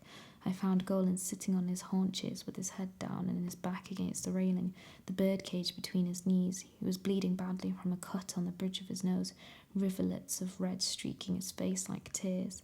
Clipped to the bars of the cage was a small red light. Every few seconds it blinked. I took another step forward and he raised his head to look at me. His face was a stubble of caked blood. His one white eye shot through with red, spit flecking the corners of his mouth. He rose unsteadily, the cage in one hand. "Put it down." He bent over as if to comply, but faked away from me and tried to run. I shouted and gave chase, but as soon as he disappeared around the lamp housing, I saw a glow from Emma's fire flare across the concrete. Golan came howling back towards me, his hair smoking and one arm covering his face. "Stop," I screamed at him, and he realized he was trapped. He raised the cage, shielding himself, and gave it a vicious shake. The bird screeched and nipped at his hand through the bars. "Is this what you want?" Golan shouted. "Go ahead, burn me. The birds will burn too. Shoot me and I'll throw them over the side." "Not if I shoot you in the head. You couldn't fire a gun if you wanted to. You forget I'm intimately familiar with your poor fragile psyche. It'd give you nightmares." I tried to imagine it, curling my finger around the trigger and squeezing, the recoil and the awful report. What was so hard about that? Why did my hand shake just thinking about it? How many whites had my grandfather killed? Dozens? Hundreds? If he was here instead of me, Golan would be dead already, laid out while he'd been squatting against the rail in a daze. It was an opportunity I'd already wasted, a split second of gutless indecision that might have cost the Embreens their lives. The giant lamp spun past, blasting us with light, turning us into glowing white cutouts. Golan, who was facing it, grimaced and looked away. Another wasted opportunity, I thought. "Just put it down and come with us," I said. "Nobody else has to get hurt." "I don't know," Emma said. "If Millard doesn't make it, I might reconsider that." "You want to kill me?" Golan said. "Fine, get it over with, but you'll only be delaying the inevitable, not to mention making things worse for yourselves. We know how to find you now. More like me are coming, and I can guarantee the collateral damage they do will make what I did to your friends seem downright charitable." "Get it over with," Emma said, her flame sending a little pulse of sparks skyward. "Who said it would be quick?" "I told you, I'll kill them," he said, drawing the cage to his chest. She took a step towards him. "I'm 88 years old," she said. "Do I look like I need a pair of babysitters?" Her expression was steely, unreadable. can't tell you how long we've been dying to get out from under that woman's wing. I swear you'd be doing us a favour. Golan swiveled his head back and forth nervously, sizing us up. Is she serious? For a moment he seemed genuinely frightened, but then he said, You're full of shit. Emma rubbed her palms together and pulled them slowly apart, drawing out a noose of flame. Let's find out. I wasn't sure how far Emma would take this, but I had to step in before the birds went up in flames or were sent tumbling over the rail. Tell us what you want with those embryons, and maybe she'll go easy on you, I said. We only want to finish what we started, Golan said. That's all we've ever wanted. You mean the experiment, Emma said. You tried it once, and look what happened. You turned yourselves into monsters. Yes, he said, but what an unchallenging life it would be if we always got things right on the first go. He smiled. This time we'll be harnessing the talents of all the world's best time manipulators, like these two ladies here. We won't fail again. We've had 100 years to figure out what went wrong. Turns out we all needed was a bigger reaction. A bigger reaction, I said. Last time you blew up half of Siberia. If you must fail, he said grandly, fail spectacularly. I remember Horace's prophetic dream of ash clouds and scorched earth, and I realised what he'd been seeing. If the Whites and Hollows failed again, this time they'd destroy a lot more than 500 miles of empty forest. And if they succeeded and turned themselves into the deathless demigods they'd always dreamed of becoming, I shuddered to imagine it. Living under them would be a hell all in its own. The light came around and blinded Golan again. I tensed, ready to lunge, but the moment sped by too quickly. It doesn't matter, Emma said. Kidnap all the embryons you want. They'll never help you. Yes, they will. They'll do it or we'll kill them one by one. And if that doesn't work, we'll kill you one by one and make them watch. You're insane, I told him. The birds began to panic and screech. Golan shouted over them. No, what's really insane is how you peculiars hide from the world when you could rule it, succumb to death when you could dominate it, and let the common genetic trash of the human race drive you underground when you could so easily make them your slaves, as they rightly should be. He drove home every sentence with another shake of the cage. That's insane. Stop it, Emma shouted. So you do care. He shook the cage even harder. Suddenly the little red light attached to his bars began to glow twice as bright. Golan whipped his head around and searched the darkness behind him. Then he looked back at Emma and said, You want them? Here. And he pulled back and swung the cage at her face. She cried out and ducked like a discus thrower. Golan continued the swing until the cage sailed over her head, then released. It flew out of his hands and over the rail, tumbling end over end into the night. I cursed and Emma screamed and threw herself against the rail, clawing at the air as the cage fell towards the sea. In that moment of confusion, Golan leapt and knocked me to the ground. He slammed a fist into my stomach and another into my chin. I was dizzy and couldn't breathe. He grabbed for the gun, and it took every bit of my strength to keep him from snatching it. Because he wanted it so badly, I knew it must have been loaded. I would have thrown it over the rail, but he almost had it, and I couldn't let go. Emma was screaming, Bastard, you bastard! And then her hands, gloved in flame, came from behind and seized him around the neck.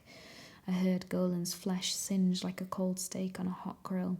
He howled and rolled off me, his thin hair going up in flame, and then his hands were around Emma's throat, as though he didn't mind burning as long as he could choke the life out of her. I jumped to my feet, held the gun in both hands, and pointed. I had just for a moment a clear shot. I tried to empty my mind and focus on steadying my arm, creating an imaginary line that extended from my shoulder through to the side to my target, the man's head. No, not a man, but a corruption of one, a thing, a force that had arranged the murder of my grandfather and exploded all that I'd humbly called a life, poorly lived though it may have been, and carried me here to this place in this moment in much the way less corrupt and violent forces had done my living and deciding for me since I was old enough to decide anything.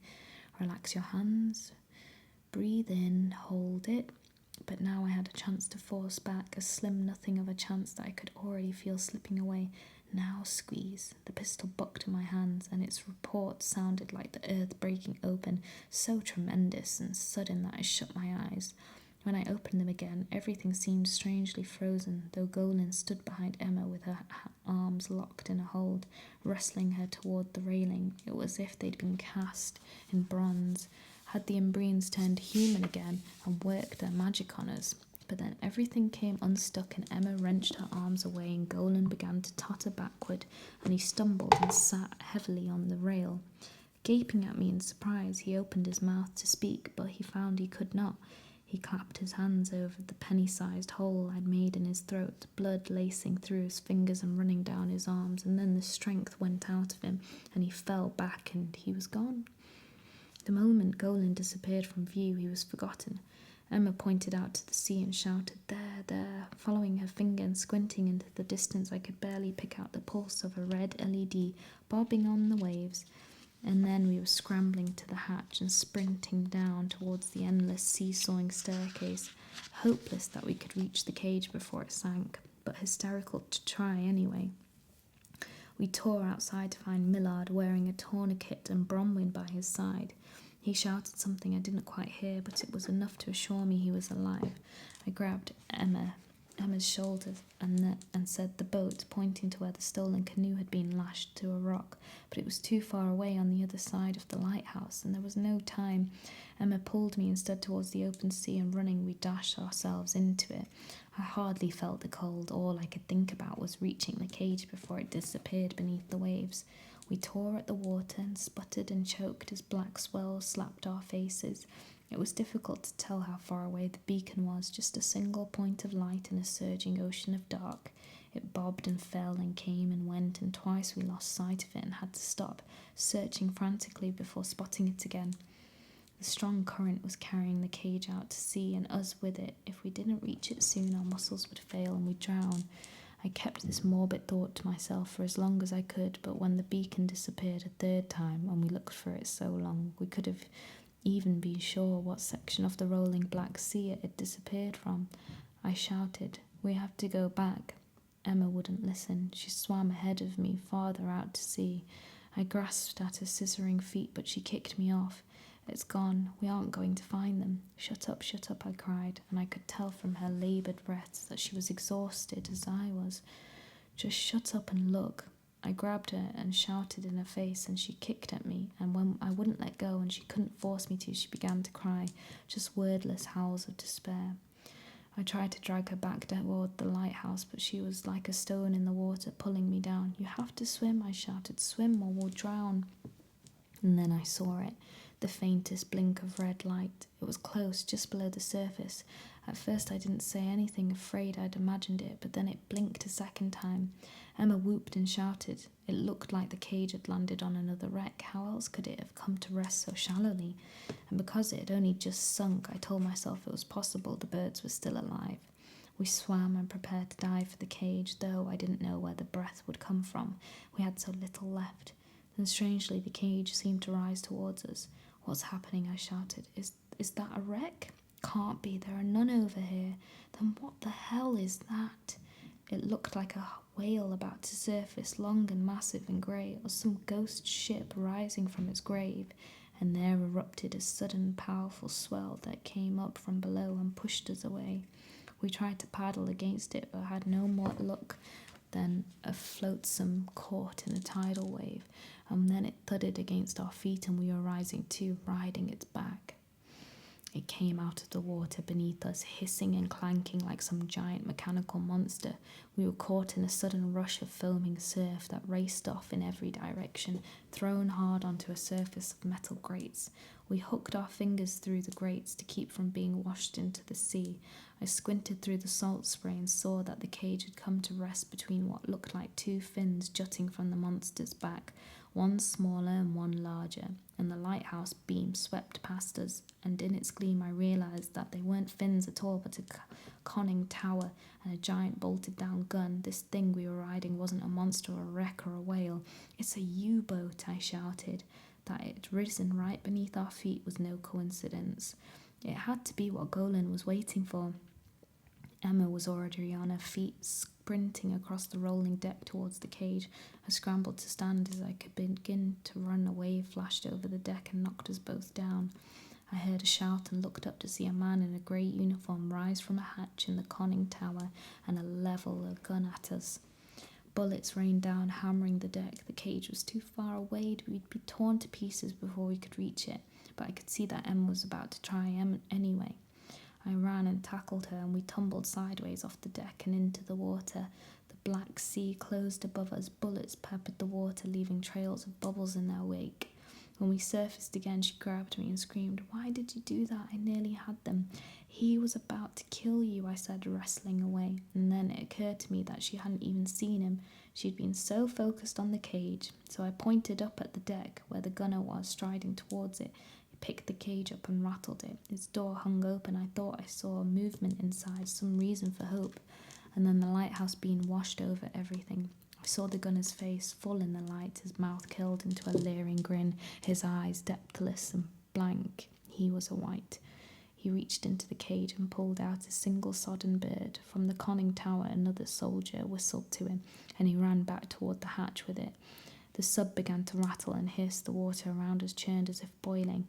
"Swim, or it'll suck us down with it," I shouted to Emma, but she hadn't heard me. Her eyes were locked elsewhere, on a patch of dark water near the stern of the boat. She swam for it. I tried to stop her, but she fought me off. Then, over the whine of the sub, I heard it, a high shrieking call. "Miss Peregrine." We found her bobbing in the waves, struggling to keep her head above water, one wing flapping, the other broken looking. Emma scooped her up. I screamed that we had to go. We swam away with what little strength we had. Behind us, a whirlpool was opening up all the water, displacing by the sub rushing back to fill the void as it sank. The sea was consuming itself and trying to consume us too. But we had with us now a screeching winged subject, of symbol of victory, or half a victory at least, and she gave us the strength to fight the unnatural current. Then we heard Bronwyn shouting our names, and our brawny friend came crashing through the waves to tow us back to safety. We lay on the rocks beneath the clearing sky, gasping for air and trembling with exhaustion. Millard and Bronwyn had so many questions, but we had no breath to answer them. They had seen Golin's body fall and the submarine rise and sink, and Miss Peregrine come out of the water, but not Miss Avocet. They understood what they needed to. They hugged us until we stopped shaking, and Bronwyn tucked the headmistress under her shirt for warmth. Once we'd recovered a little, we retrieved Emma's canoe and pushed off towards the shore. When we got there, the children all waded into the shallows to meet us. "We heard shooting. What was that strange boat? Where's Miss Peregrine?" We climbed out of the rowboat, and Bronwyn raised her shirt to reveal the bird nuzzled there. The children crowded around, and Miss Peregrine lifted her beak and crowed at them to show that she was tired but all right. A cheer went up. "You did it," Hugh shouted. Olive danced a little jig and sang, "The bird, the bird, the bird." Emma and Jacob saved the bird. But the celebration was brief. Miss Avocet's absence was quickly noted, as was Millard's alarming condition. His tourniquet was tight, but he'd lost a lot of blood and was weakening. Enoch gave him his coat. Fiona offered her woolen hat. "We'll take you to see the doctor in town," Emma said to him. "Nonsense," Millard replied. "The man's never laid eyes on an invisible boy, and he wouldn't know what to do with one if he did. He'd either treat the wrong limb or run away screaming." "It doesn't matter if he runs away screaming," Emma said. "Once the loop resets, he won't remember a thing." "Look around you. The loop should have reset an hour ago." Millard was right. The skies were quiet. The battle had ended, but rolling drifts of bomb smoke still mixed with the clouds. "That's not good," Enoch said, and everyone got quiet. "In any case," Millard continued, "all the supplies I need are in the house. Just give me a bolt of laudanum and swab the wound with alcohol. It's only the fleshy part anyway. In 3 days I'll be right as rain." "But it's still bleeding," Bronwyn said, pointing out red droplets that dotted the sand beneath him. "Then tie the damn tourniquet tighter." She did, and Millard gasped in a way that made everyone cringe, then fainted into her arms. "Is he all right?" Claire asked. "Just blacked out is all," said Enoch. "He ain't as fit as he pretends to be." "What do we do now?" "Ask Miss Peregrine," Olive said. "Right, put her down so she can change back," said Enoch. "She can't very well tell us what to do while she's still a bird." So Bronwyn set her down on the dry patch of sand, and we all stood back and waited. Miss Peregrine hopped a few times and flapped her good wing, and then swiveled her feathered head around and blinked at us, but that was it. She remained a bird. "Maybe she wants a little privacy," Emma suggested. "Let's turn our backs." So we did, forming a ring around her. "It's safe now, Miss P," said Olive. "No one's looking." After a minute, Hugh snuck a peek and said, "Nope, still a bird." "Maybe she's too tired and cold," Claire said. and enough of us agreed this was plausible that it was decided we would go back to the house, treat Millard with what supplies we had, and hope that with some time to rest both the headmistress and her loop would return to normal. We marched up the steep trail and across the ridge like a company of war-weary veterans, single file, heads down, Bronwyn carrying Millard in her arms and Miss Peregrine riding the nest-like crown of Fiona's hair. The landscape was gouged with smoking craters, fresh turned earth thrown everywhere as if some giant dog had been digging at it. We all wondered what awaited us back at the house, but no one dared to ask. We had our answer even before clearing the forest. Enoch's foot kicked something and he bent down to look at it. It was a half-charred brick. Panic broke out. The children began to sprint down to the path. When they reached the lawn, the younger ones broke out in tears. There was smoke everywhere. The bomb had not come up to rest atop Adam's finger as it usually did, but had split him straight down the middle and exploded. The back corner of the house had been reduced to a slumped and smoking ruin. Small fires burned in the charred shell of 2 rooms. Where Adam had been was a raw crater deep enough to bury a person upright. It was easy now to picture what this place would one day become, that sad and desecrated wreck I had first discovered weeks ago, the Nightmare House. Miss Peregrine leapt from Fiona's hair and began to race around on the scorched grass, squawking in alarm. "Headmistress, what happened?" Olive said. "Why hasn't the changeover come?" Miss Peregrine could only screech in reply. She seemed as confused and frightened as the rest of us. "Please turn back," begged Claire, kneeling before her. Miss Peregrine flapped and jumped and seemed to be straining herself, but still couldn't shift her shape. The children crowded around in concern. "Something's wrong," Emma said. "If she could turn human, she would have done it by now." "Perhaps that's why the loop slipped," Enoch suggested. "Remember that old story about Miss Kestrel when she was thrown from her bicycle in a road accident? She knocked her head and stayed a Kestrel for a whole entire week. That's when her loop slipped." "What's that got to do with Miss Peregrine?" "Maybe she's only injured in her head and we just need to wait a week for her to come to her senses." "A speeding lorry's one thing," Emma said. "Being abused by a white's another. There's no knowing what that bastard did to Miss Peregrine before we got to her." "Whites, as in plural." "It was whites who took Miss Avocet," I said. "How do you know that?" demanded Enoch. "They were working with Golan, weren't they? And I saw the eyes of the one who shot at us. There's no question." "Then Miss Avocet's as good as dead," said Hugh. "They'll kill her for sure." "Maybe not," I replied. "At least not right away." "If there's one thing I know about whites," said Enoch, "it's that they kill peculiars. It's their nature. It's what they do." "No, Jacob's right," said Emma. "Before the white died, he told us why they've been abducting so many Imbrines. They're going to force them to recreate the reaction that made the Hollows in the first place, only bigger, much bigger." I heard someone gasp. Everyone else fell silent. I looked around for Miss Peregrine and saw her perched forlornly on the edge of Adam's crater. "We've got to stop them," Hugh said. "We've got to find out where they've taken the Imbrines." "How?" said Enoch. "Follow a submarine?" Behind me, a throat cleared loudly, and we turned to see Horace sitting cross-legged on the ground. "I know where they're going," he said quietly. "What do you mean, you know?" "Never mind how he knows. He knows," said Emma. "Where are they taking her, Horace?" He shook his head. "I don't know the name," he said, "but I've seen it." "Then draw it," I said. He thought for a moment and then rose stiffly, looking like a beggar evangelist in his torn black suit. He shuffled to an ash pile that had spilled from the cracked open house and bent to gather a palm of soot. Then, in the soft light of the moon, he began to paint on a broken wall with broad strokes. We gathered round to watch. He made a row of bold vertical stripes topped with thin loops like bars and razor wires. To one side was a dark forest. There was snow on the ground, rendered in black, and that was all. When it was done, he staggered back and sat down hard in the grass, a dull, distant look in his eyes. Emma took him gently by the shoulder and said, "Horace, what more do you know about this place?" "It's somewhere cold."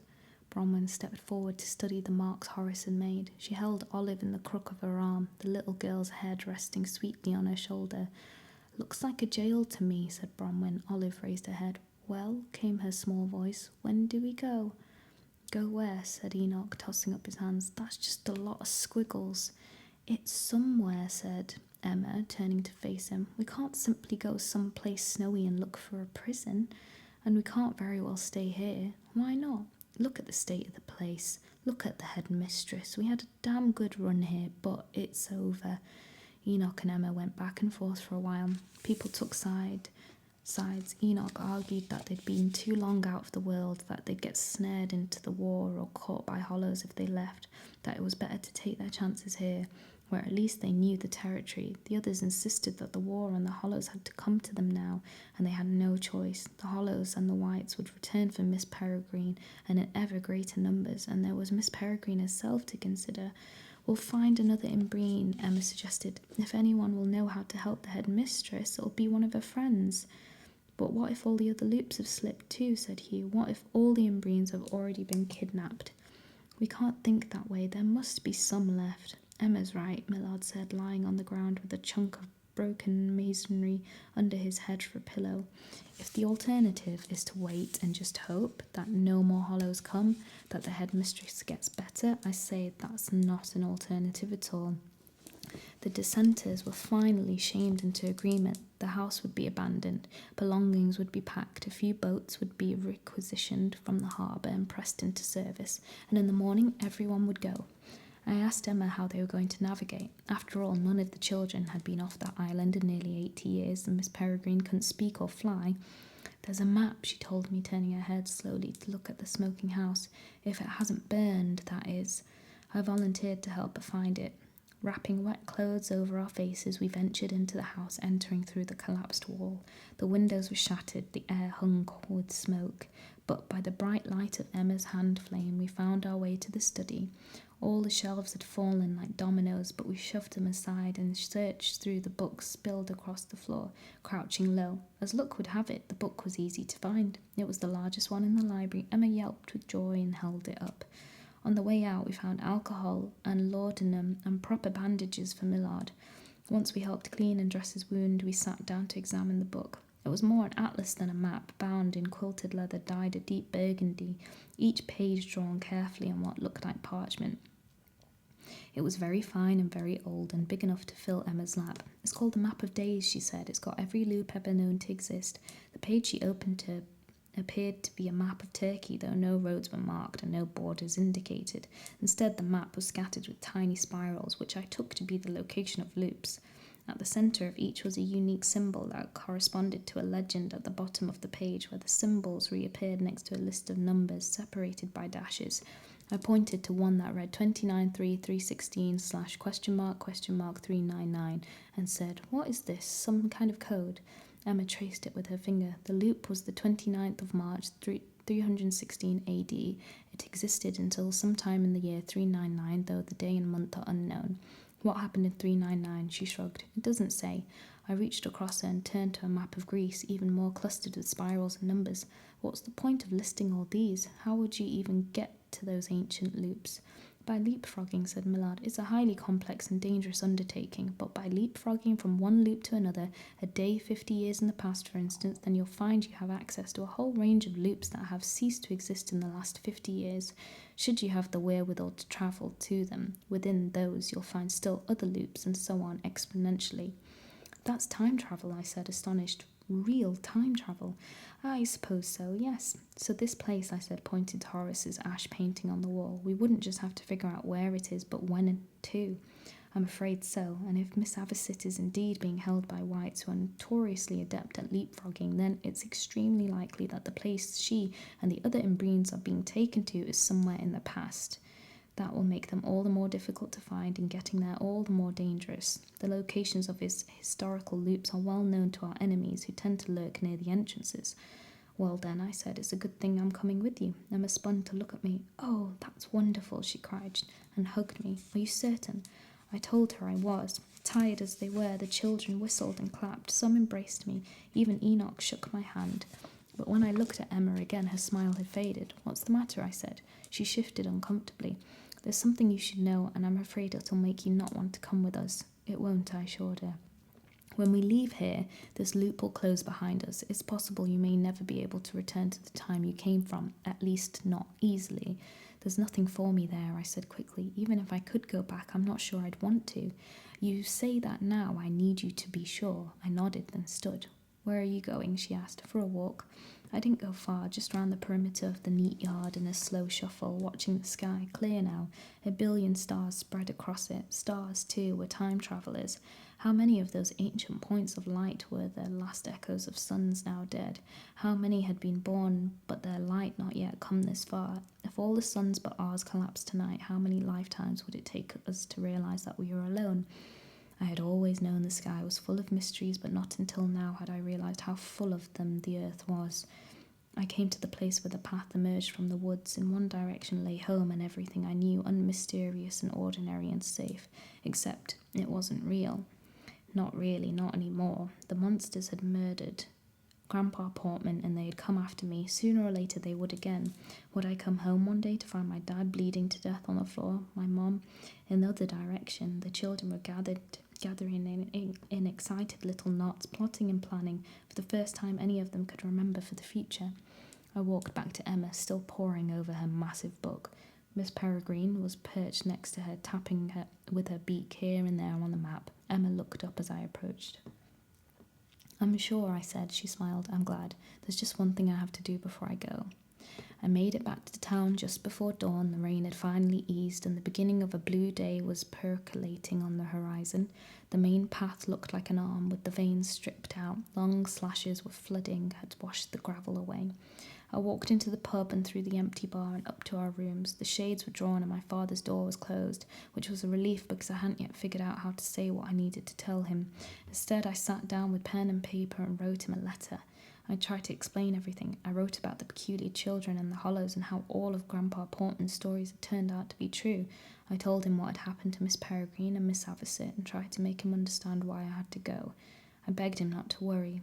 Then I stopped and read over what I'd written. It was no good. He wouldn't believe it. He'd think I'd lost my mind the way Grandpa had, or that I'd run away or been abducted or taken a nosedive off the cliffs. Either way, I was about to ruin his life. I wadded up the paper and threw it in the trash. "Jacob?"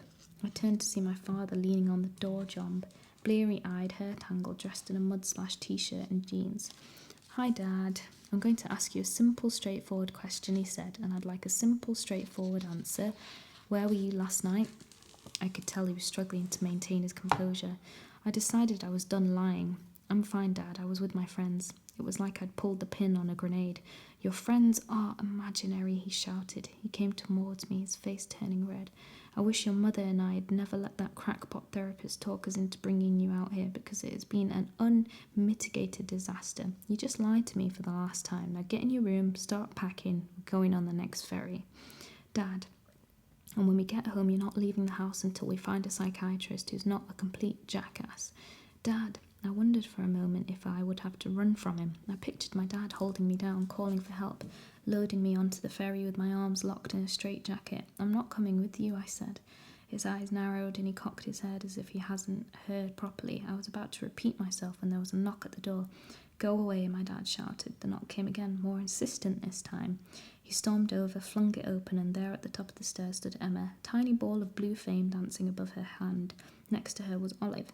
"Hello," Olive said. "We're here to see Jacob." He stared at them, baffled. What is this?" The girls edged past him into the room. "What are you doing here?" I hissed at them. "We only wanted to introduce ourselves," Emma replied, flashing a big smile at Dad.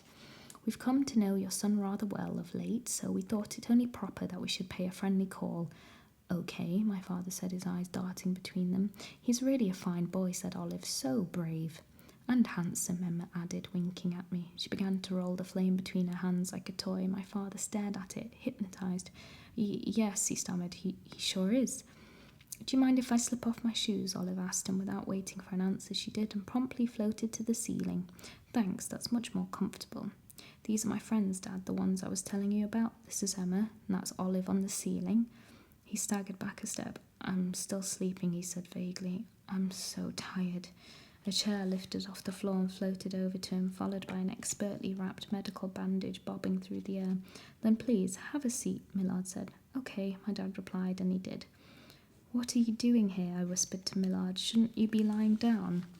"I was in the neighbourhood." He held up a modern-looking pill bottle. "I must say they make some marvellously effective pain tablets in the future." "Dad, this is Millard," I said. "You can't see him because he's invisible." Nice to meet you. Likewise, said Millard. I went over to my father and knelt down beside the chair. His head bobbed slightly. I'm going away, Dad. You might not see me for a while.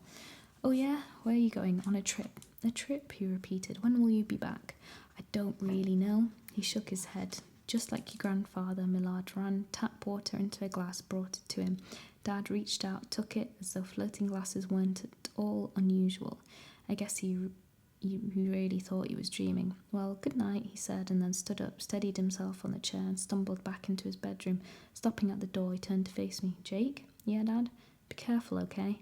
I nodded. He closed the door. A moment later, I heard him fall into bed.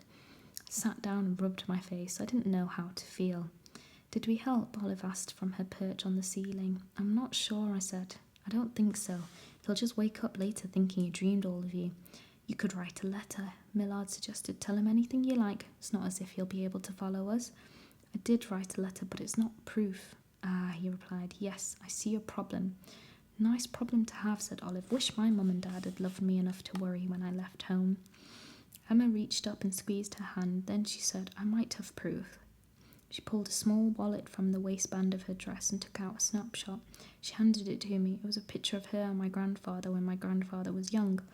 All her attention was focused on him, but he seemed elsewhere. It was sad and beautiful and encapsulated what little I knew about their relationship.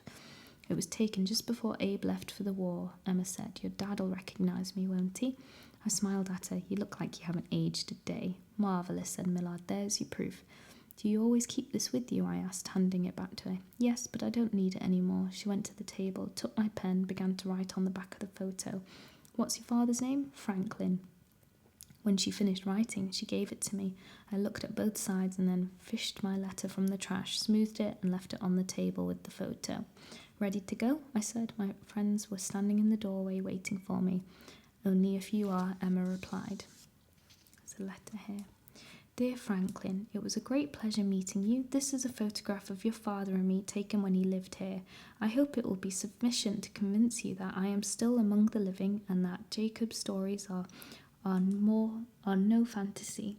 Jacob will be travelling with my friends and me for a time. We will keep one another as safe as anyone like us can be. One day, when the danger has passed, he will come back to you. You have my word. Very sincerely yours, Emma Bloom. P.S. I understand you may have discovered a letter I sent your father many years ago. It was inappropriate, and I assure you, unsolicited, he did not respond in kind. He was one of the most honourable men I have ever known. We set out for the ridge, at the spot near the crest where I always stopped to see how far I'd come. This time I kept walking. Sometimes it's better not to look back. When we reached the cairn, Olive patted the stones like a beloved old pet. Goodbye, old Loop. You've been such a good Loop, and we'll miss you ever so much. Emma squeezed her shoulder, and they both crouched down and went inside. In the rear chamber, Emma held her flame to the wall and showed me something I'd never noticed before, a long list of dates and initials carved into the rocks. It's all the other times people have used this loop, she explained. All the other days the loop's been looped. Peering at it, I made out PM 321853 and a JRR 141797 and a barely legible XJ 1580. Near the bottom was some strange markings I couldn't decipher. Runic inscriptions, Emma said. Quite ancient. Millard searched through the gravel until he found a sharpened stone. Using another stone as a hammer, he chipped an inscription of his own below the others. It read AP 391940. Who's AP? Asked Olive. Alma Peregrine, said Millard, and then he sighed. It should be her carving this, not me. Olive ran a hand over the rough markings. Do you think another Imbrine will come along to make a loop here someday? I hope so, he said. I dearly hope so. We buried Victor. Bronwyn lifted his whole bed and carried it outside with Victor still in it, and with all the children assembled on the grass, she pulled back the sheets, tucked him in, planting one last kiss on his forehead. We boys lifted the corners of the bed like pallbearers and walked him down into the crater that the bomb had made. Then all of us climbed out, but Enoch. He took a clay man from his pocket, laid it gently on the boy's chest. This is my very best man, he said, to keep you company. The clay man sat up and Enoch pushed back down with his thumb. The man rolled over with one arm under his head and seemed to go to sleep. When the crater had been filled, Fiona dragged some shrubs and vines over the raw soil and began to grow them. By the time the rest of us had finished packing for the journey, Adam was back in his old spot, only now he was marking Victor's grave. Once the children had said goodbye to their house, some taking chips of brick or flowers from the garden as forget-me-nots, we made one last trip across the island, through the smoking charred woods and the flat bog dug with bomb holes, over the ridge and down through the little town hung with peat smoke, where the townspeople lingered on porches and in doorways, so tired and numb with shock that they hardly seemed to notice the small parade of peculiar-looking children passing them by. We were quiet but excited. The children hadn't slept, but you wouldn't have known to look at them. It was September 4th, and for the first time in a very long time the days were moving again. Some of them claimed they could feel the difference. The air in their lungs was fuller, the race of blood through their veins faster. They felt more vital, more real. I did too. I used to dream about escaping my ordinary life, but my life was never ordinary. I'd simply failed to notice how extraordinary it was. Likewise, I never imagined that home might be something I would miss. Yet, as we stood loading our boats in the breaking dawn on a brand new precipice of before and after, I thought of everything I was about to leave behind. My parents, my town, my once best and only friend, and I realised that leaving wouldn't be like I had imagined, like casting off a weight. Their memory was something tangible and heavy, and I would carry it with me. And yet my old life was as impossible to return to as the children's bombed house. The doors had been blown off our cages. 10 peculiar children and 1 peculiar bird were made to fit in just 3 stout rowboats, with much being jettisoned and left behind on the dock. When we finished, Emma suggested that one of us say something, make a speech to dedicate the journey ahead, but no one seemed ready with words, and so Enoch held up Miss Peregrine's cage and she let out a great screeching cry. We answered with a cry of our own, both a victory yell and a lament for everything lost and yet to be gained. Hugh and I rowed the first boat. Enoch sat watching us from the bow, ready to take his turn, while Emma in a sun hat studied the receding island. The sea was a pane of rippled glass spreading endlessly before us. The day was warm, but a cool breeze came off the water, and I could have happily rowed for hours. I wondered how such calm could belong to a world at war. In the next boat, I saw Bronwyn wave and raise Miss Peregrine's camera to her eye. I smiled back. We'd brought none of the old photo albums with us. Maybe this would be the first picture and a brand new one. It was strange to think that one day I might have my own stack of yellowed photos to show sceptical grandchildren and my own fantastic stories to share. Then Bronwyn lowered the camera and raised her arm, pointing at something beyond us. In the distance, black against the rising sun, a silent procession of battleships punctured the horizon. We rowed faster.